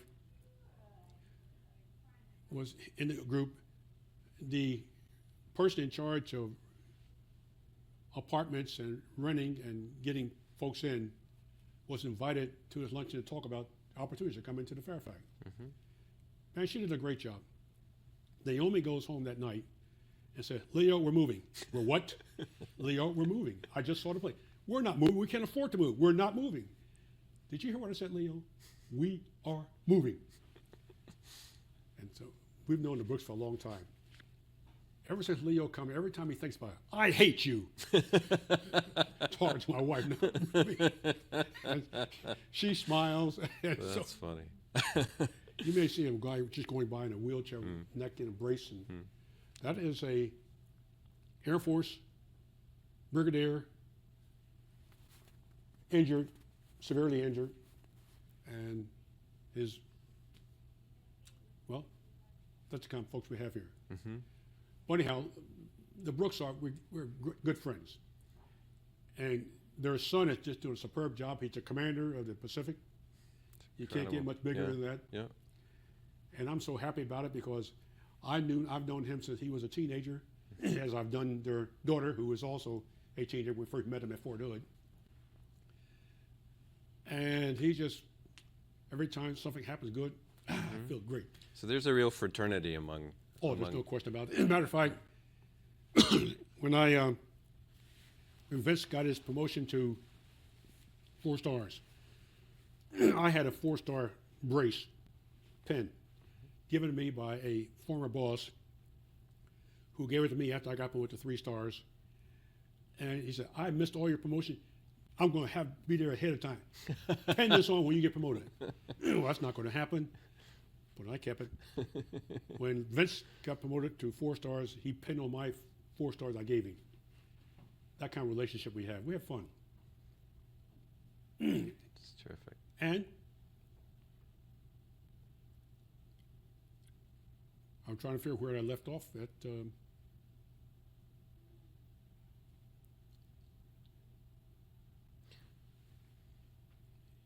In Germany, I think. Oh, we had gotten up to about 61. Okay, Yeah. good, Yeah. good. I went to France, came back from France in '63. I was in France, we were in France, Verdun, France, when Kennedy got shot. And we listened to the old radio. And something which the American people don't realize, that when that happened to our president, every radio station in France started playing music that was appropriate for our death back here, for our leader. And you could not ask for, be more proud of what, for us, or what they did for us. Okay, I get back from France, go off to the Armed Forces Staff College down in Norfolk, Virginia. Armed Forces, all schools, all services. As was Leavenworth, but only primarily Army, but other services were there.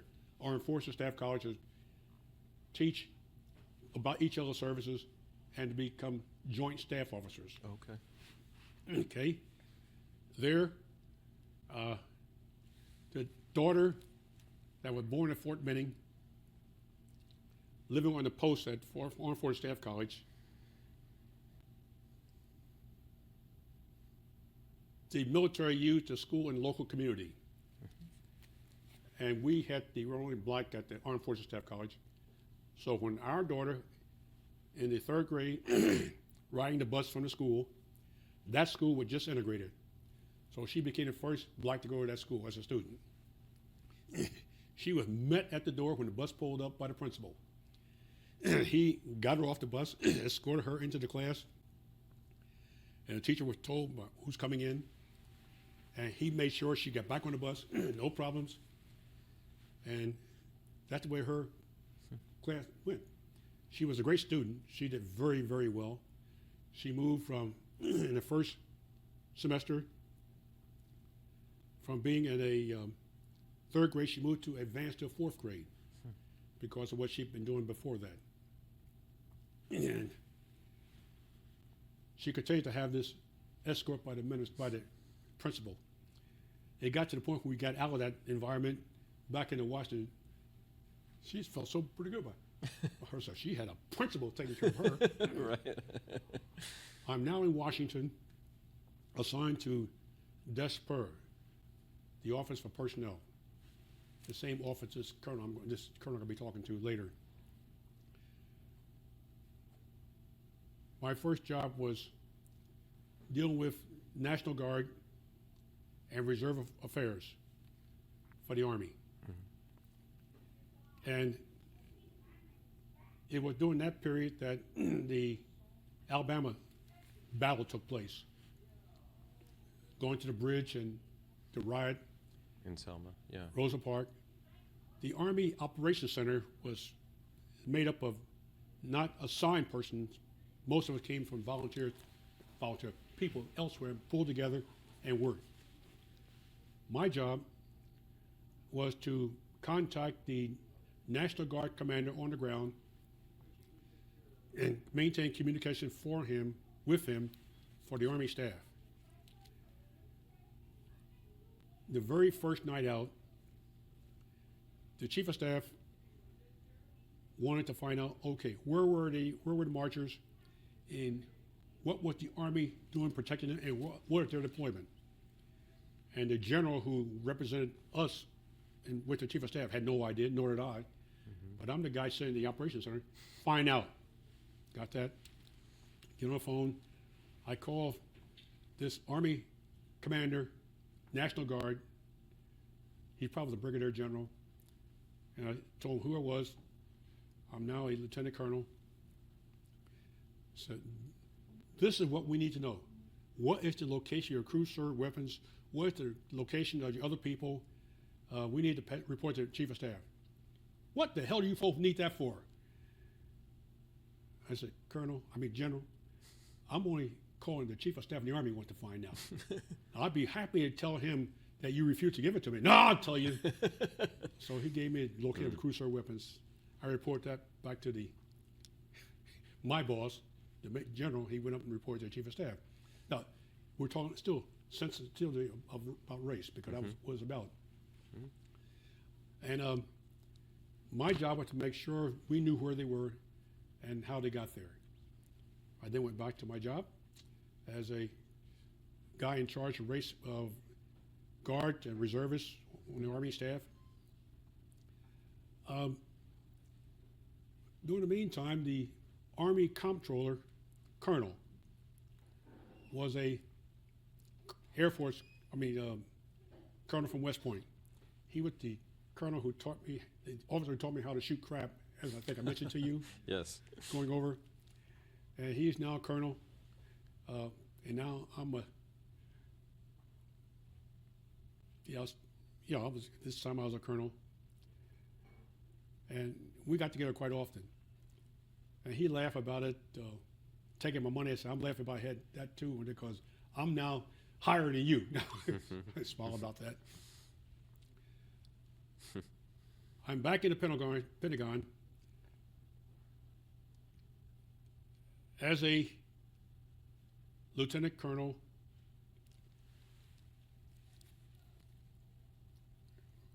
working hard. I went from there to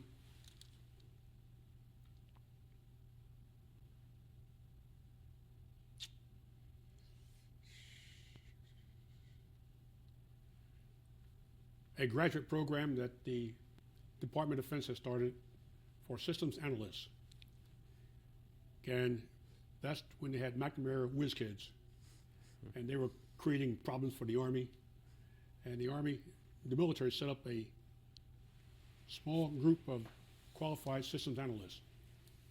I was selected to go along with 5 Army officers to this class of some 31, 32 people, offered IDA, Institute for Defense Analysis. They ran the program. I was a senior officer, and so all that meant that I spoke for the Army, for the military, in this class when that was necessary. I'm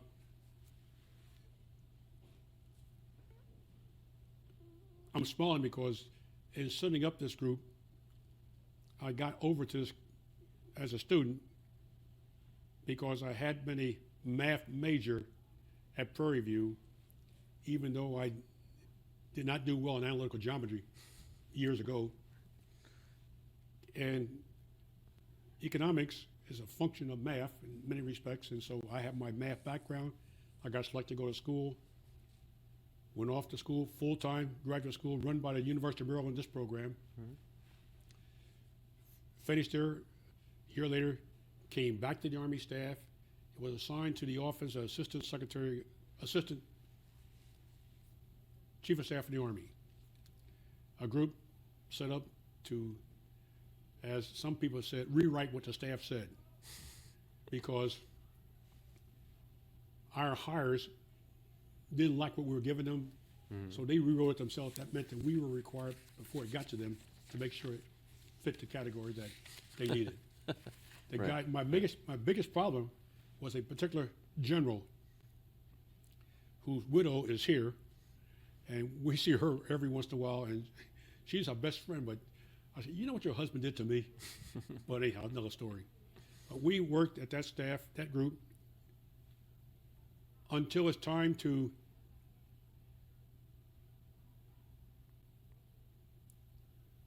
go to Fort Hood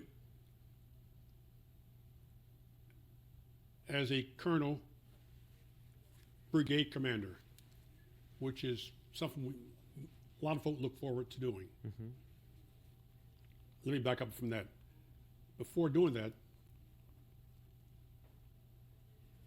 after leaving this graduate program, I got selected for a National War College, Senior Service College, the highest schools for any soldiers, Army, Navy, Marines, all have their own schools, except the National War College is all of them together. And I went off to that school and was the third Black American Army to go to National War College. The first to go there at that time was a Roscoe Robinson, who was the first to go from West Pointer to get the 4 stars. His wife is here. She is sad to say, suffering from dementia and does not recognize anyone. And while I was at the National War College, he going off to Hawaii, and he sent back and said, "Hey, can you send me a sweatsuit because my wife put our sweatsuit in and bleach it, and I can't recognize it." So I went off, bought one, and sent to him. But we're now at the National War College. Again, academically, it's a great school. I enjoyed it, did well. I went from National War College.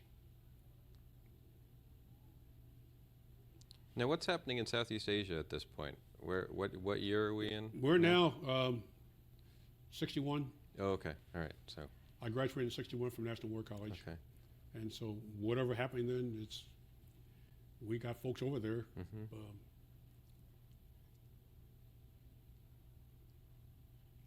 I'm not too sure. Back 61, I was not involved, and so I got doing other things. Right. But when I left the National War College,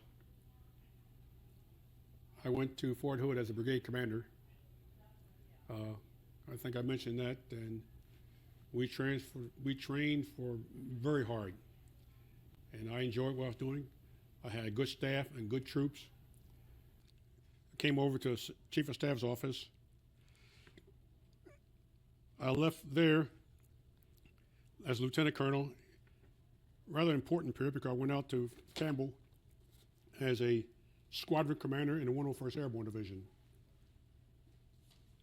which is there are 2 airborne divisions, 82nd and the 101st. And we happen to think that 101st is the best of them. Of course. And on top of that, I was a lieutenant colonel, armor, leaving the National War College, going off to command a squadron. And there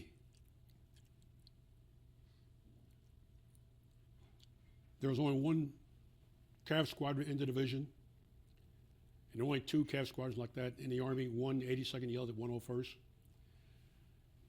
And now it's time and we train very well, very hard. Now I was not airborne qualified. I got airborne qualified when I left the Armed Forces Staff because I went to jump school and qualified as a paratrooper. Remember I said when I'm on a pole, I don't like heights. Why do you jump out of an airplane? It's a challenge. That's why I did it. So you were continually training even through all these. That's right. Yeah. Well, hey, that's what we're all about. Yeah. Yeah. But I'm now airborne qualified, going to command a armor unit. I spent most of my time as infantry, except with the 2nd Armored Division. I was in armored infantry, but not in an armor unit as such. Never commanded a tank unit. Never even fired a tank gun. But I go off to the 101st Airborne Division. We train hard. Vietnam. I am the only black commander in the division at that level. No other battalion commanders. We had 1 black colonel, and he commanded the trains, logistics. Went off to Vietnam, did very well. Battalion squadron commander for the first part of my tour, and then the last part of my tour was deputy brigade commander. And I had a chance to meet some very important people. As a squadron commander during the war, I got visited by a fellow named Creighton Abrams, military assistant commander McPhee in Vietnam. I was the only armor unit in his area, in that area. And when he came out, he came to visit me. He'd land his chopper, get out, salute him, come over, sit on a Jeep. Okay, Julius, what have you done now? And I talking to him about what we're doing, how well we're doing, and so forth. Got a great relationship, which proved to be very important later on. Fought the war, got a couple of citations, medals, and stuff like that. Came back to the States.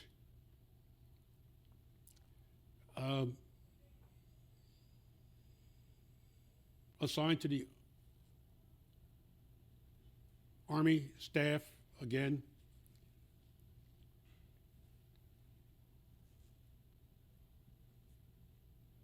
As a colonel, I get promoted to brigadier general and assigned to Fort Dix, New Jersey. Now, the interesting part about that, Fort Dix is not too far from Philadelphia. Mm-hmm. I'm now the deputy commander of Fort Dix. My job is to really be the guy in charge of training the post commanders in job to everything else. Mm-hmm. And we worked very hard. Drill sergeants worked for me. And I had a superb boss. Early on, he sent me to Washington to convince the Army not to close Fort Dix, doing a phase down. Mm-hmm. And the folks in the Army determined to close it. And our argument was, this is the major training center in the whole northeastern part of the United States, where parents send their youngsters to go in the Army, train there. Now you're going to close it? And I had beat up by a fellow named Rizzo from Philadelphia, mayor. You go down there and tell the folks they can't close it because we need it. Mm-hmm. All of my civilians who work at Fort Dix, sure. What are you going to do if you close it? I'm a brigadier, I'm now a colonel, brigadier general rather, and I go to Washington and try to explain, and Becton, we hear what you're saying, now go back and go do your job. Yes, sir. Go back to Fort Dix, I tell my boss, Bert David, he tell everyone else that. So what did? They turn the politicians loose. And guess what? Fort Dix is still open today, is it not? When a politician get involved, sometimes good things happen. Training's no longer there, but Fort Dix is still open. Right. Anyhow, at Fort Dix, I'm deputy commander. We worked very hard. My boss, Bert David, gets transferred to Washington to logistics. His replacement comes in. He's a guy who got promoted to brigadier general the same time I did. But in the meantime, he got promoted to 2 stars. Now he's my boss. Mm-hmm. I've been there about a year when he got there. So I know most of the people, everybody, and everybody know me, and he's incoming. So although he's the commander, and I'm still a deputy, when things happen, who do they come see? I'm the stuckee. Okay, fine, I understand that. Time moves on he's been there for about 6 months. And a 2-star list comes out, Major General, and I get promoted to Major General. Now,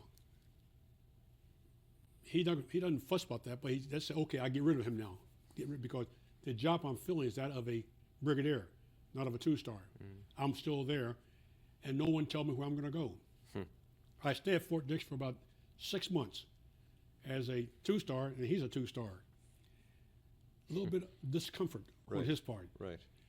because he wanted to be the sole guy in charge. I'm not trying to fuss him or cause a problem, but when people come in, I get to be the guy.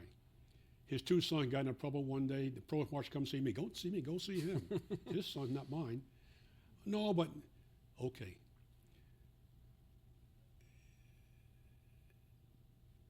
I now get orders.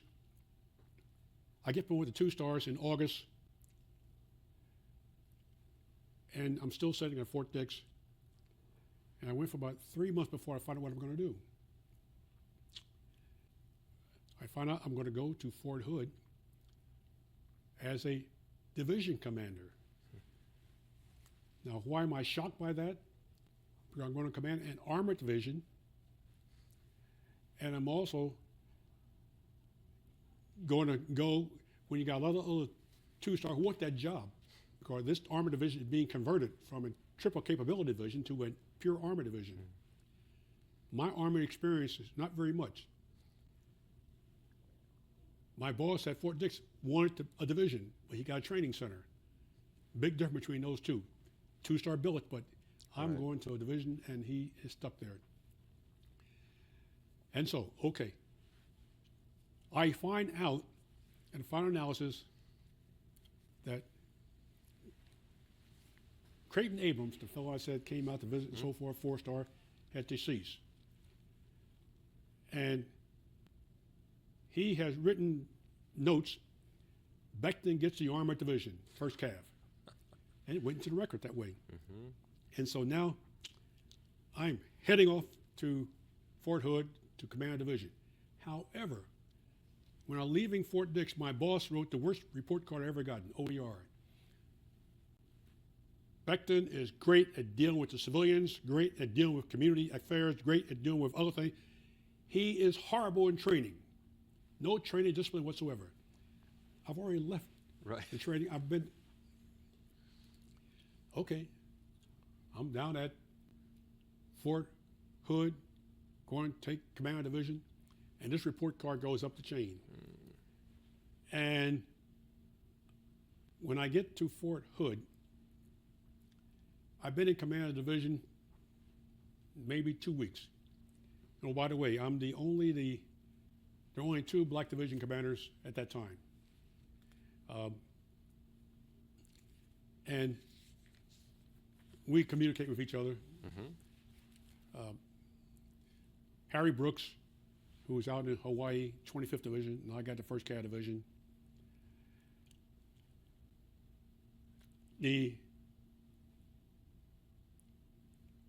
I had 3 superb battalion commanders, brigade commanders. My chief of staff of the division happens to be also a resident here today. I never knew the guy before, but he did a fine job, and I was happy with him. And he's now a 4-star, might add. How he got there is Oh, really? another story, but we have a great time around here. I get at Hood, we did a lot of hard training, spent a lot of time in the field, trying some new concepts, worked and worked and worked. And it's time now, been there for about 2 years. Race relations during that period, we're talking in the community is, took command in 76 of the division. And in 78, well, let me back up a little bit.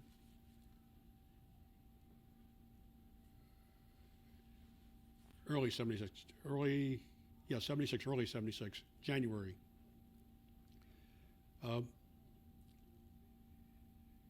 And it's, my wife's having a good time, the family's having a good time. The 4th child has been born, 5th child, the son, the one I mentioned. He is on active duty. Everything is right with the world.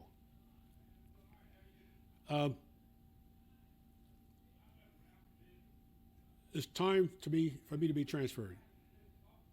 And I lived next door to the Corps commander. He calls me up, said, "Oh, an interesting story. When I took command of division, I replaced the guy who became the Corps commander. But we knew each other as brigadiers. So he's a good guy. And as we prepare for my taking command of division, he said, okay, when you get here, George, we're going to have a change of command, mounted change of command, and we're going to troop the line, mount it, and then you take command. Bob, his name, hey, look, my experience riding a horse is not all that great, and I've been trained here at Fort Hood how to ride a horse because your wife taught me how to do that. She's a great horseman. But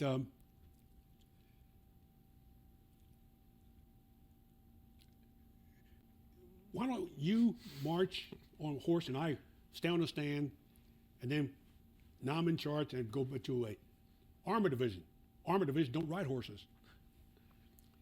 Okay, now we'll do it that way. And then before I get there, I get word who's going to be my boss. He can be my boss. He called me up again. Julius, guess what? I guess I should tell you I'm going to be the Corps commander. And on the subject of change of command, this is how we're going to do it.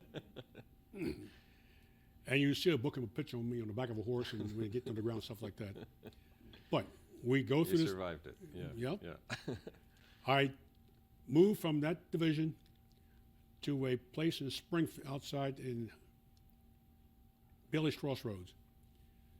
OTIA, Army Operational Test and Evaluation Agency. Our job is to test all Army equipment and concepts in the hands of soldiers. What happens when soldiers put their hands on it? Mm-hmm. Does it still work? Mm-hmm. Of course, there's no one else looks like me in that job. Mm-hmm. I have close ties with my counterpart in the Air Force and the Marine Corps. Each of them have such a unit. My technician, a civilian, a real engineer, Walt Hollis. When I get there, he's been there forever. And when I walk in, he said, "Congratulations, General. Glad to have you here. May we talk?" "Sure." "Okay. I'll support you any way I can. One thing I expect, if I make a decision or make a recommendation and go before the Congress and you change that, don't expect me to not tell them what I think." "Well, I understand that because I'm not going to make any decision that you don't agree with." He said, "Okay, fine." And that's the relationship we had. We tested the M1 tank, the new tank, not new, it was new then, Abrams tank. At that unit. The program manager for that tank is also a resident here. This is quite a collection of people. He here. takes great delight in telling people how I had him do this, I had him do that. We got a good tank out, didn't we? Okay, another story. But I'm over at that unit, doing very well.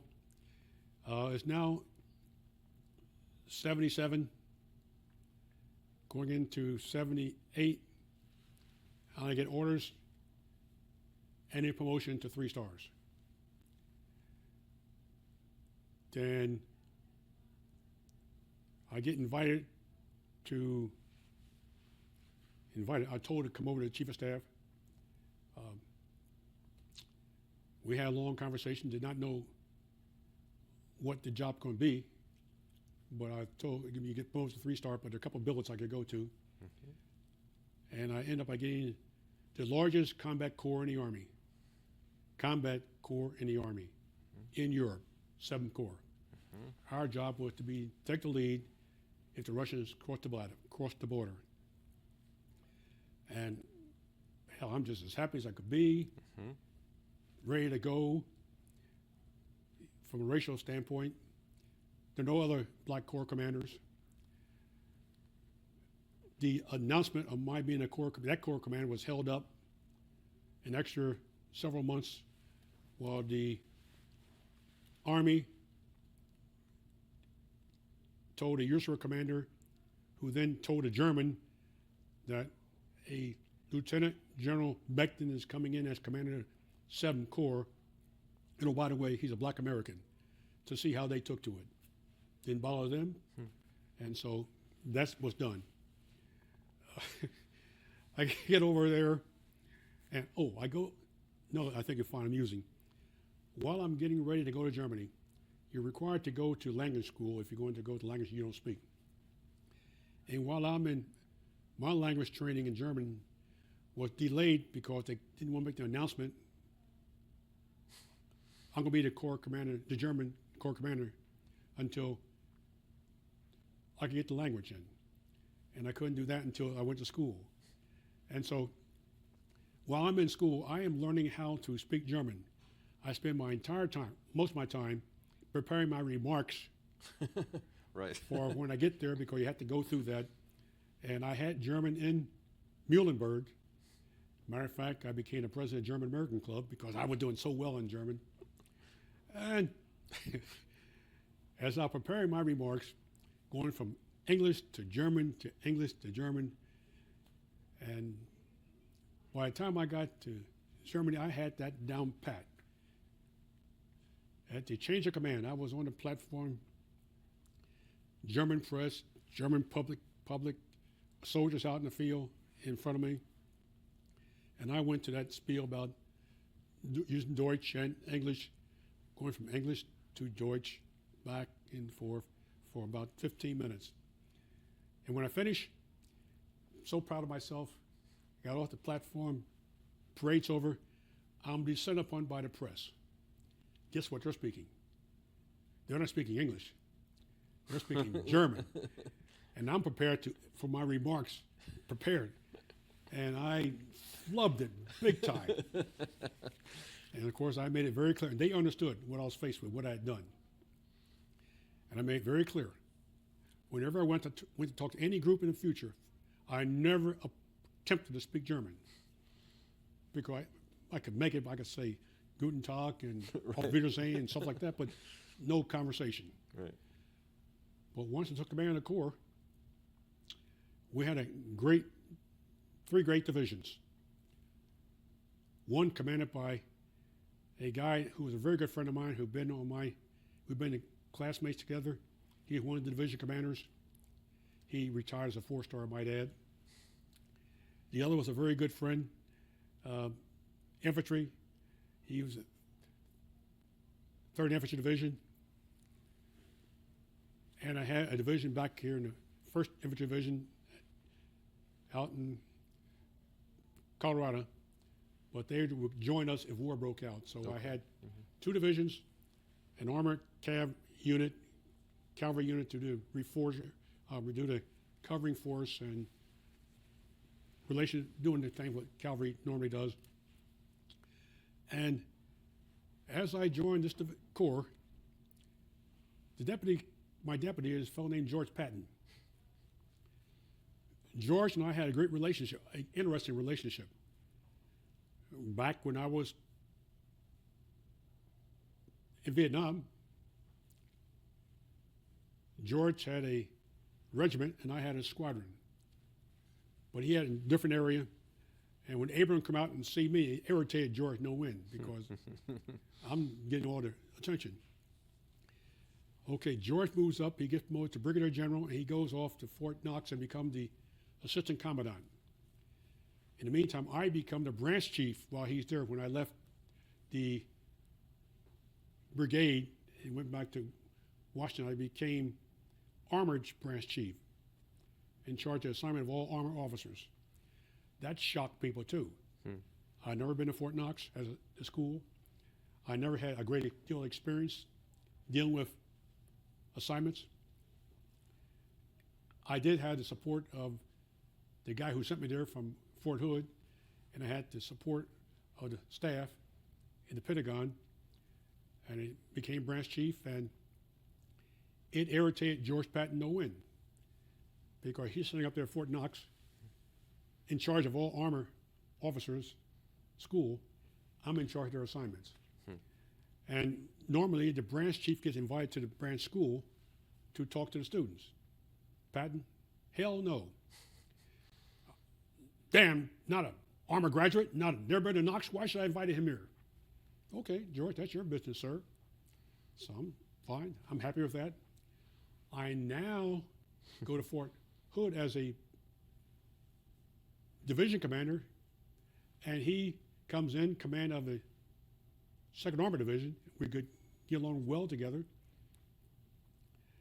And I had done my job. He'd done his job. I go from there to the ICAP, to the OTIA training testing unit. George goes to Germany and becomes the deputy commander, 7th Corps. Time moves on. I come in as his new commander. Yep. George comes in. Boss, glad you're here. Support you in any way I can. You tell me to do something, I'll do it. George, the only thing I'm going to tell you, just do your job. You know what it is. You've been here. I have not been here before. You understand what's to be done. Got it. And we worked together quite well. He never said, sir, one time. Boss, always. Okay. This is now October, November, December. George comes in and said, boss, I like the way you're doing things, but I'd like to send my family home. Okay, fine. In the meantime, right before that, he said, I'd like to be transferred back to, no. Yeah, he said, I'd like to, I think I'll transfer back to the States, if that's okay with you. I called my boss at Heidelberg, United States Army Europe commander, the same fellow who was a company commander, student company commander when I was at Fort Benning, Blanchard, and the same guy who commanded 82nd Airborne Division when I was getting started with the 1st Cav. And he's now the 4-star in charge of Europe. Sir, George wants to go home. Good. Okay. I'll go back and tell Patton, the boss said okay. Fine. And then we have an exercise, Reforger, Return of Forces to Germany, which is an exercise proving that we can move forces from continental limits of the United States to Germany, fall under pre-positioning equipment, and fight the war. That's George's big in charge of back in the 7th Corps, the equipment.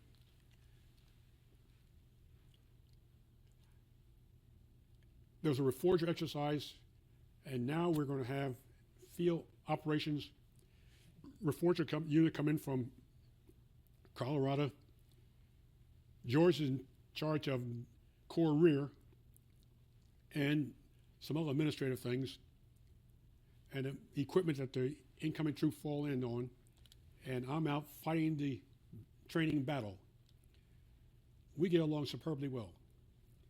However, one minor thing.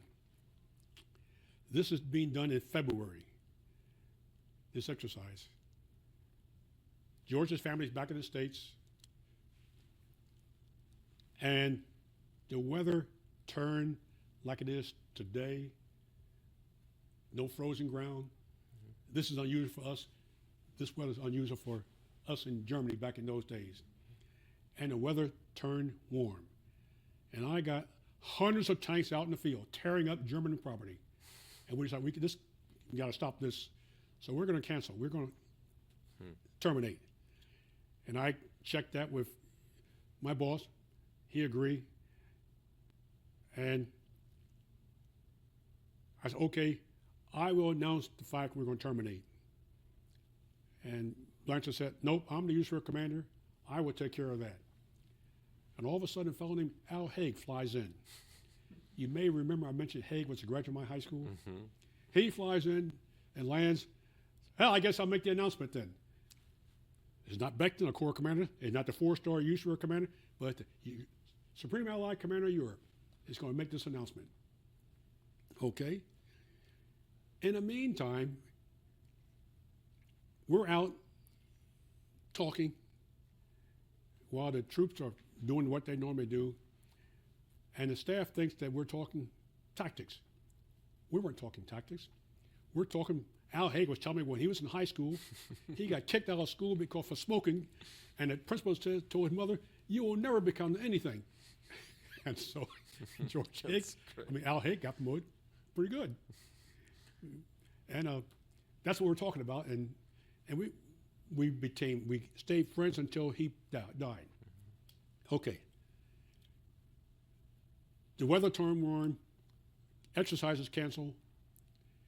We did a lot of damage to the German real estate, tore big property damage, and we had our units back to their field, back to their locations, trying not to tear up the Germany streets because the streets are no longer frozen. And you got tanks going over, and tank would do severe damage to anything. We got back and recovered, and I liked the way George operated so well. George came in to see me. "Sir, I like to stay with you. I like the way you operate." You remember that word I said, "Sir"? First time you ever used that word ever when you had to stay on. "Sure, I'd like to stay here. Let me call Blanchard." I called Blanchard. "Sir, George want to stay here." "Hell no, he's going home." "Oh, okay." I go back and tell George. George, Useful Commander said no. Okay. So he goes off and do his thing. In the meantime, I start getting a replacement for him. The very first one came in when George was leaving. He was off at the Officers Club, at the club in Stuttgart, and spent the night. His family's going home. And the next morning, my staff, other major commanders, and the band comes out to welcome him farewell. The one thing that George really resented more than anything else when he was division commander was the Guerillons, which is our 1st Cat Division song, cavalry song. And guess what song the band played? George walked on the step. "What?" And I almost died because they were out there. I couldn't do anything about it. And I never told the bandmaster, "Don't play that." I thought, well, never mind. I don't know what I thought. He got in his car and drove off. Driver drove off. Madder than hell. And it took me some time to recover that after he got back to the States, but tried to explain it. I didn't arrange for that. Did he thought that? He thought I did it. Yeah. So I stayed on at Corps Commander. The Russians never attacked. We were prepared. We worked very hard. And when it came time to come home, I came home to Training and Doctrine Command, located at Fort Monroe, Virginia. I was the deputy commander, the only black American at that level.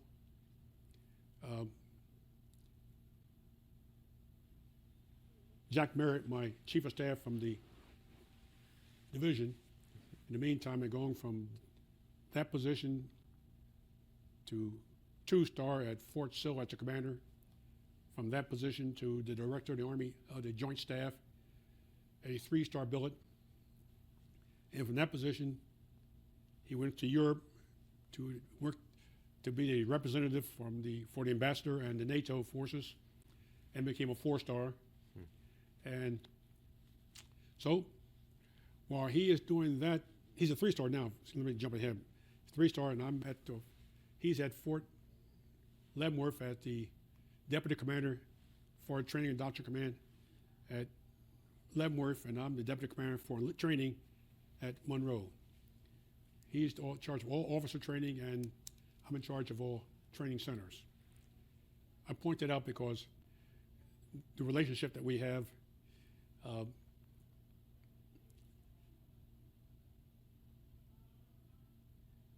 he left there and then became a 4-star in Brussels. I'm back at the Monroe, 3-star billet. I not only become the deputy commander for training Training Doctrine Command, I become the Army Inspector for Training, a new position that the Chief of Staff of the Army want to try out. And now not only am I in charge of training, but I'm also in charge of unit in the field training. And which means I get a chance to mark up not only the training that we conduct for our soldiers, but also how well they're doing that. And I get a chance to inspect them, units. That also irritated a few folks because they never had one of these before until I got that job, until I was told to do that. Again, a racial standpoint, by that time there were 3 lieutenant generals. Roscoe Robinson going to 4-star. Art Gregg, who is now the J1 in the Joint Staff, and then the commander.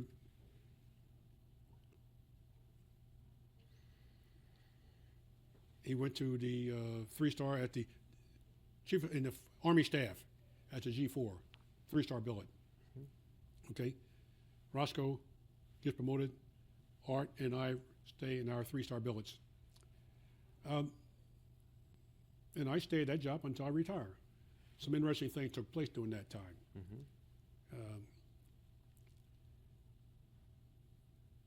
I had a chance to represent the Army in some interesting positions that required dealing with the public. I might add, before that, I mentioned dealing with the National Guard. Now I'm dealing with what takes place in the field at the highest level, but only as a lieutenant general.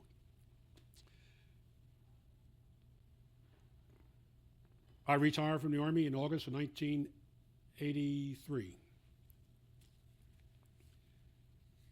And move into a civilian activity, but still as a retired lieutenant general. Looking for a job as a retired lieutenant general was not easy as I thought, because when I talk to corporations, I don't have any experience at the corporation level. I certainly don't have I got a master's, but so what? I've commanded many units on the ground, but industry at that time were not interested in soldiers, what they could do. I finally get a job, AID, Agency for International Development, and become the director of disaster assistance that the United States government have for helping other countries when they have major problems. I am now the guy in charge of that. Okay, I did that job from January of '84 to the summer of '85. And during that period, I had quite a few major disasters overseas. My biggest one was the famine in Africa, and we provided major support there, and I became the guy in charge of that support from all agencies providing support. Racial thing. The ambassador from South Africa came over to request assistance, and the agency director for AID, sure, go down and see General Becton. He'll take care of you. And I told my secretary, this is going to be amusing. Facetious, I said that. The guy walks in to report to me, the director, to ask for assistance for the African support. He took one look at me, uh-oh, I forgot something, and he went out and left. And I called my boss at AID and said, I think we got a problem. I don't think he's going to see him back here. We didn't, because the last thing he expected to see was a black American in that position to provide support for him. Because I would have provided the support, but he would have gotten an earful of what I think about what his country was doing. from a racial standpoint. You may remember those days. Absolutely. When apartheid was high. I stayed in AID. We had a lot of interesting work going on. I did the job quite well. The agency, Federal Emergency Management Agency, FEMA, the highest level in the government for providing support for the country. And I had made contact with some interesting people when I had that job in AID. One, the vice president, because of what we did for other countries. Two, a fellow named Gore, who was then senator from Tennessee, and a couple of representatives on the staff, on the congressional staff. And when it came time for me to go into FEMA with no political support, I had to get somebody to support me. And I had the vice president spoke on my behalf, Gore came over and spoke on my behalf, and several other people. I went through with no sweat at all. And I became the director of FEMA. Most interesting because I had a staff of political appointees. And the last thing they expected to see was a soldier coming in who had no political background as such. I said, guys, hey, I'm going to do the job. I'm here to help you, you to help me. Anything you can do and you think that I'm not doing right, tell me about it. I'll be the first to listen to you. And we got along very well. As a matter of fact, interesting enough, we just got Christmas cards from 3 of those political appointees this week. That's a long time ago. Anyhow, we go on to FEMA, and we now have all kinds of challenges. Floods. I was there less than a week when major flood took place in Northern Virginia, not too far from here. And I got Warner call, I want this kind of support. Well, my job was to advise the president whether the damage is sufficient that we should provide the support that they're asking for. And so I got Warner, came in a helicopter, using National Guard, Virginia National Guard chopper. We went up, took a look at the flood. It's pretty bad. I mean, it was really bad. Came back, landed. I made my report to the president, approving the recommendation from the state that they should have a declaration of disaster. And that went through. And of course, from that time on, anytime major disaster occurred, I would be the one who had to recommend to the president, yes or no. Sometimes we said no, sometimes we said no, yes, based on what my staff told me, because they're the expert, they're out there on the ground. Now, FEMA did not go out and do the work themselves. FEMA is an organization to collaborate, coordinate, make contacts, but we have nobody who can go out and dig a ditch or do anything else. We just had to contact, and we also control those folks on the ground. And so I spent from that time until '89 as the director of FEMA. Thoroughly enjoyed it, had good contact, made good relations. And then an interesting thing occurred. The governor of, while I was at FEMA, the governor of New Hampshire, a guy named Sununu, got very irritated the way that we were trying to support his installation of nuclear power plants. And we were responsible for not putting a plant in, but providing the security for that plant. Right. And so we exercised that. And my staff were not satisfied the way they were doing it, so we did not approve it. And he went ballistic. He thought you were meddling with his plan. Yeah. He came down one day into my office and demanded that I change it. Governor, I hear what you're saying, but we're not going to do it until these things are done. I'm going to the White House. Be my guest, sir. He stormed onto the White House, and they said nothing to me because they knew what I was doing. And oh, by the way, while I was director of FEMA, I saw the president probably less than a half a dozen times.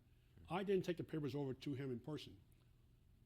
My contact with the White House presented my recommendation to the chief of staff there, and they talked about it, and then up to the president. It wasn't me going in front of the president saying, this is it. Sununu went over and apparently did the same thing, but didn't get anywhere. Okay, now George Bush become president of the United States. Who did he select for his chief of staff? John Sununu, because his political influence, New Hampshire, and the importance of New Hampshire to the Republicans, and Sununu now becomes the chief of staff to the president. And he had made it clear, if he ever got a chance to do something to me, he would do it, Sununu. It became very clear that his first action would be, I'm out of FEMA. Now,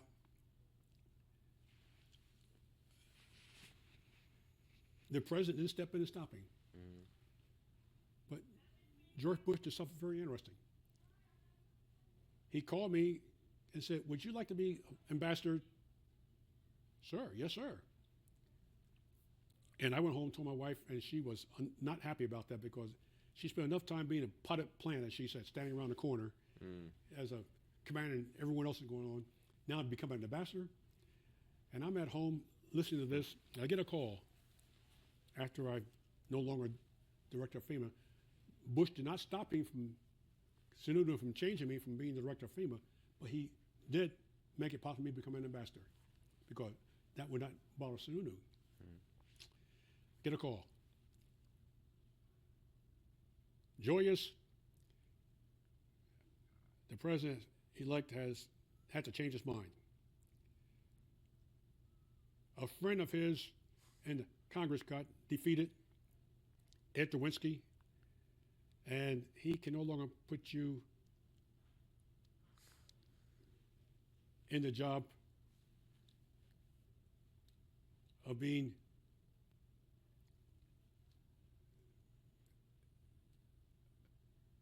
working for the administration where they're going to put you.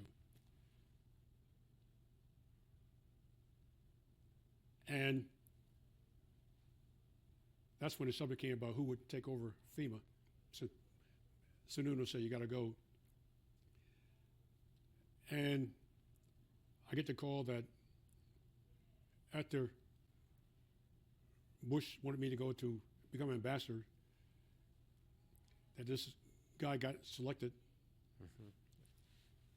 And he was a failure in the job that followed me in FEMA.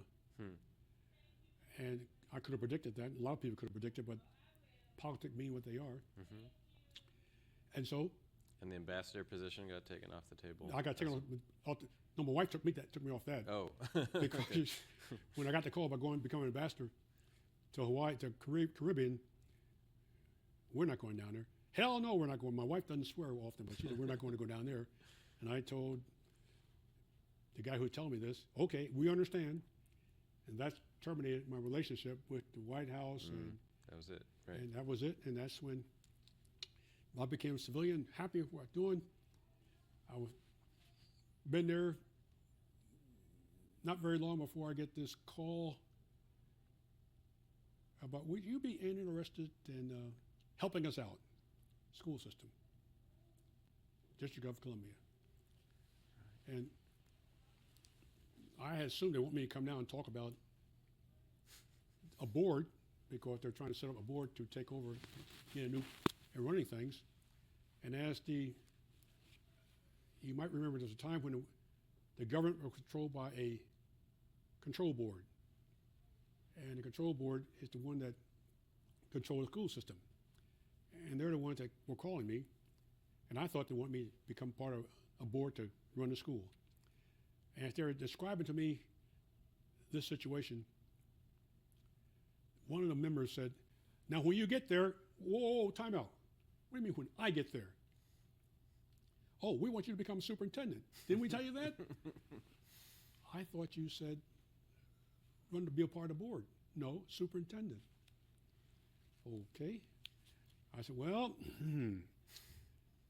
let me go home and see how it works out. As I'm driving home my car, I call my wife, say, guess what? I've been offered the job as superintendent. We had moved from Washington, home there, out to Springfield. We got great relations with the neighbors and everything else.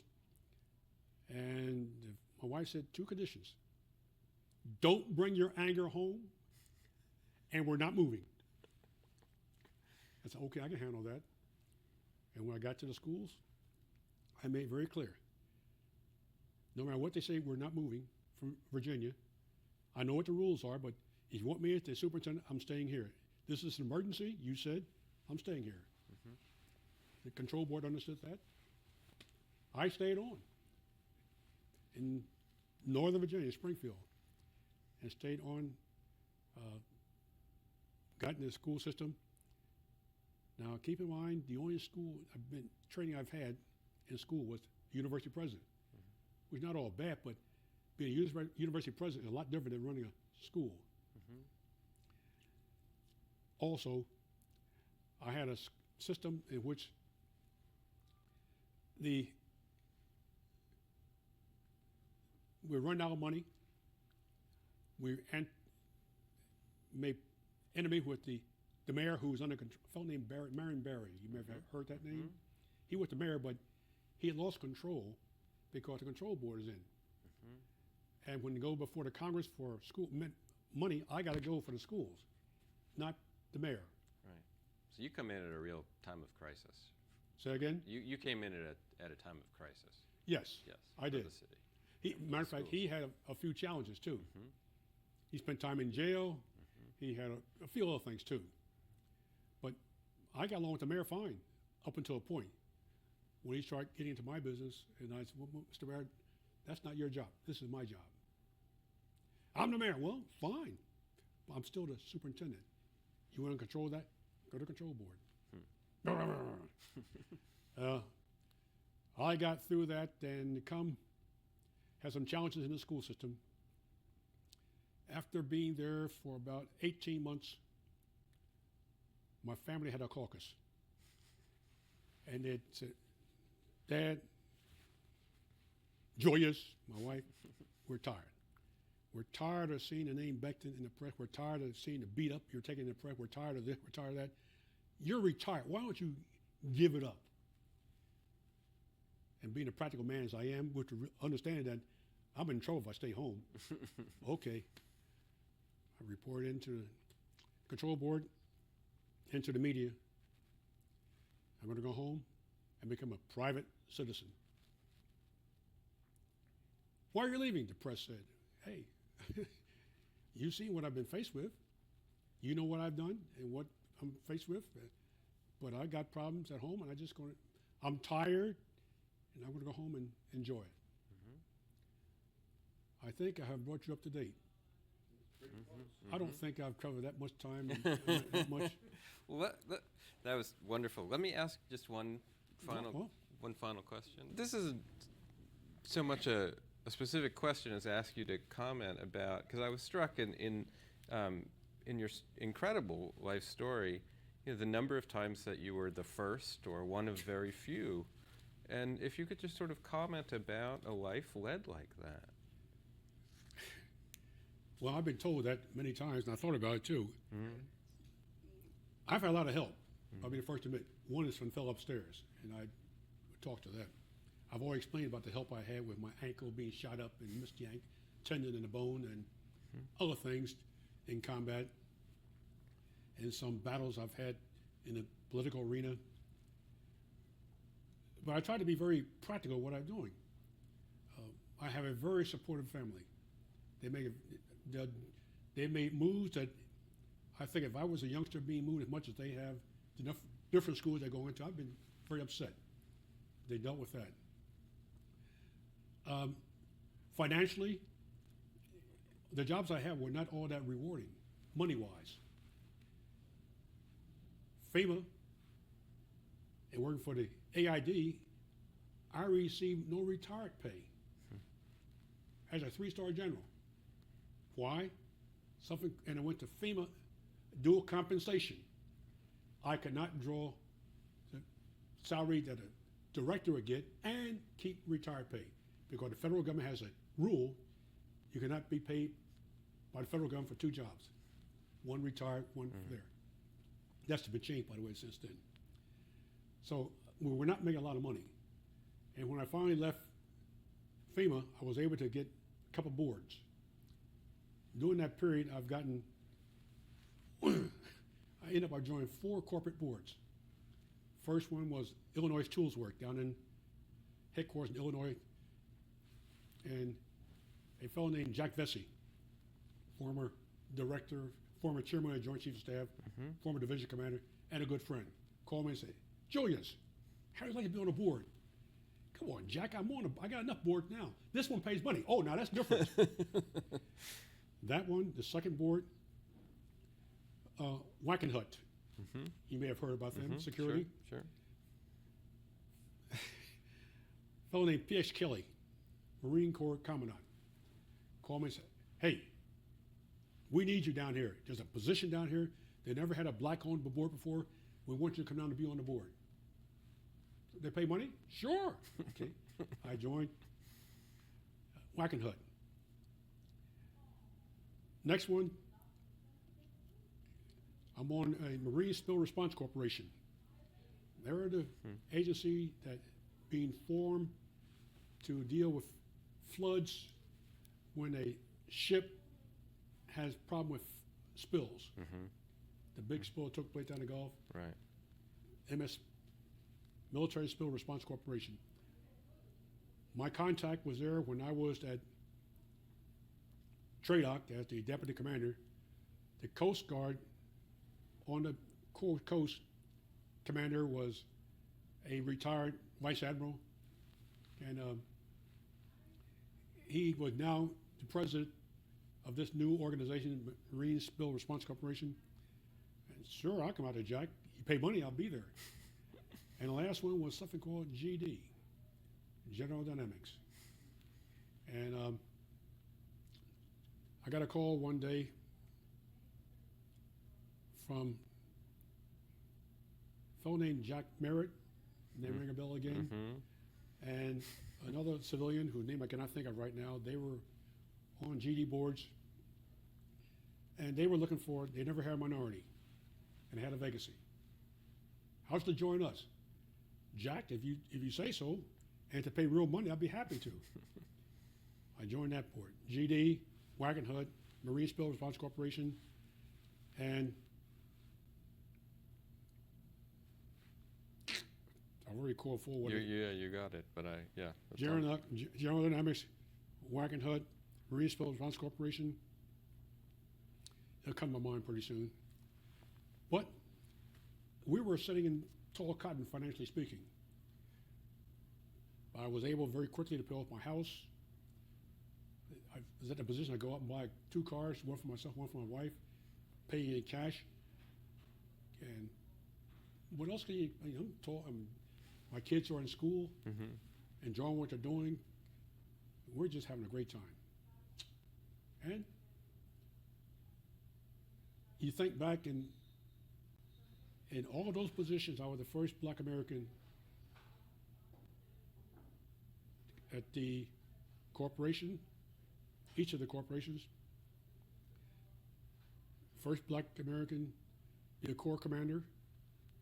Certain first black to become the Army Inspector of Training. I was not the first black general for the division commander, but the second or third, but in that group. And it's something that we were aware of. I mean, we, because the family's involved. Well, I don't lord it over everyone's head because I know I was lucky, I was fortunate to be at a position at the right time.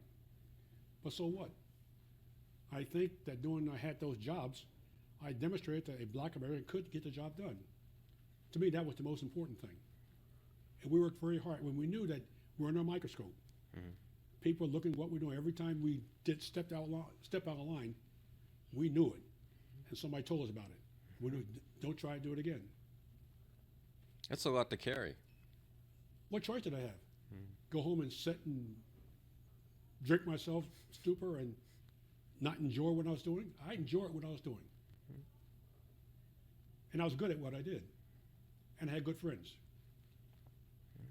And one interesting thing, we're working on my 90th birthday party in June, and I've been told you just pay for it, but be there, and we'll take care of everything else. And so right now they're working on who they're going to invite, and many of the people being invited are the same ones I work with, whether it's in the Army, whether it's in the corporation, or whomever, even a couple of folks from here, because we developed a relationship with these folks. It's important to me. People to people is something which I think I do well. We're sitting in this room right now because the deputy administrator, when I saw him this morning, I need a plate. You got this. Hey, I was told, George, no, you got it. You stay here as long as you want. Okay. When the Fairfax wanted to get a radio announcement made, I got to be the stuckee. When I do that, you may have heard over radio about advertising about the Fairfax. And I went down to radio station NBC with the woman who's in charge of that and housing. And matter of fact, I did it, and I had heard the tape, but I never heard the broadcast. And one of my friends called me one day, "Hey, I just heard you on radio." You did? What did it sound like? And I got calls from all over the country, people who heard it. That's great. Until finally my wife heard it on radio, not just from the tape. So it's that kind of relationship that we have. The Army magazine, you probably have never seen it, but it's a monthly publication put up by the Association of the United States Army, in which a fellow named Jack Merritt was the first publisher. The second publisher was a fellow named, first president. The second was a fellow named Gordon Sullivan. These names ring a bell. And these are people that I've worked with for all my life, that we have a very good relationship. And I was asked, there was an article published, which I still have never seen a published writer yet, but talk about my efforts back on the Pusan perimeter and the breakout going to 201, and how what we did made to push through for division to get on to where we ended up by doing. And I didn't do a lot except lead my unit. They thought that I led the charge. So they published that, and the first time I heard about it was when friends down in Texas, "Hey, congratulations." What the hell are you talking about? You haven't seen Army magazine? No, I haven't. You ought to take a look, page 19. There's my picture and a story of what they said I thought I'd done. Those are the kinds of things which make me feel pretty good about what I've done. So when I finally go to the great beyond, I think I've done everything I could do to help myself, my family, and not just race, but also the country.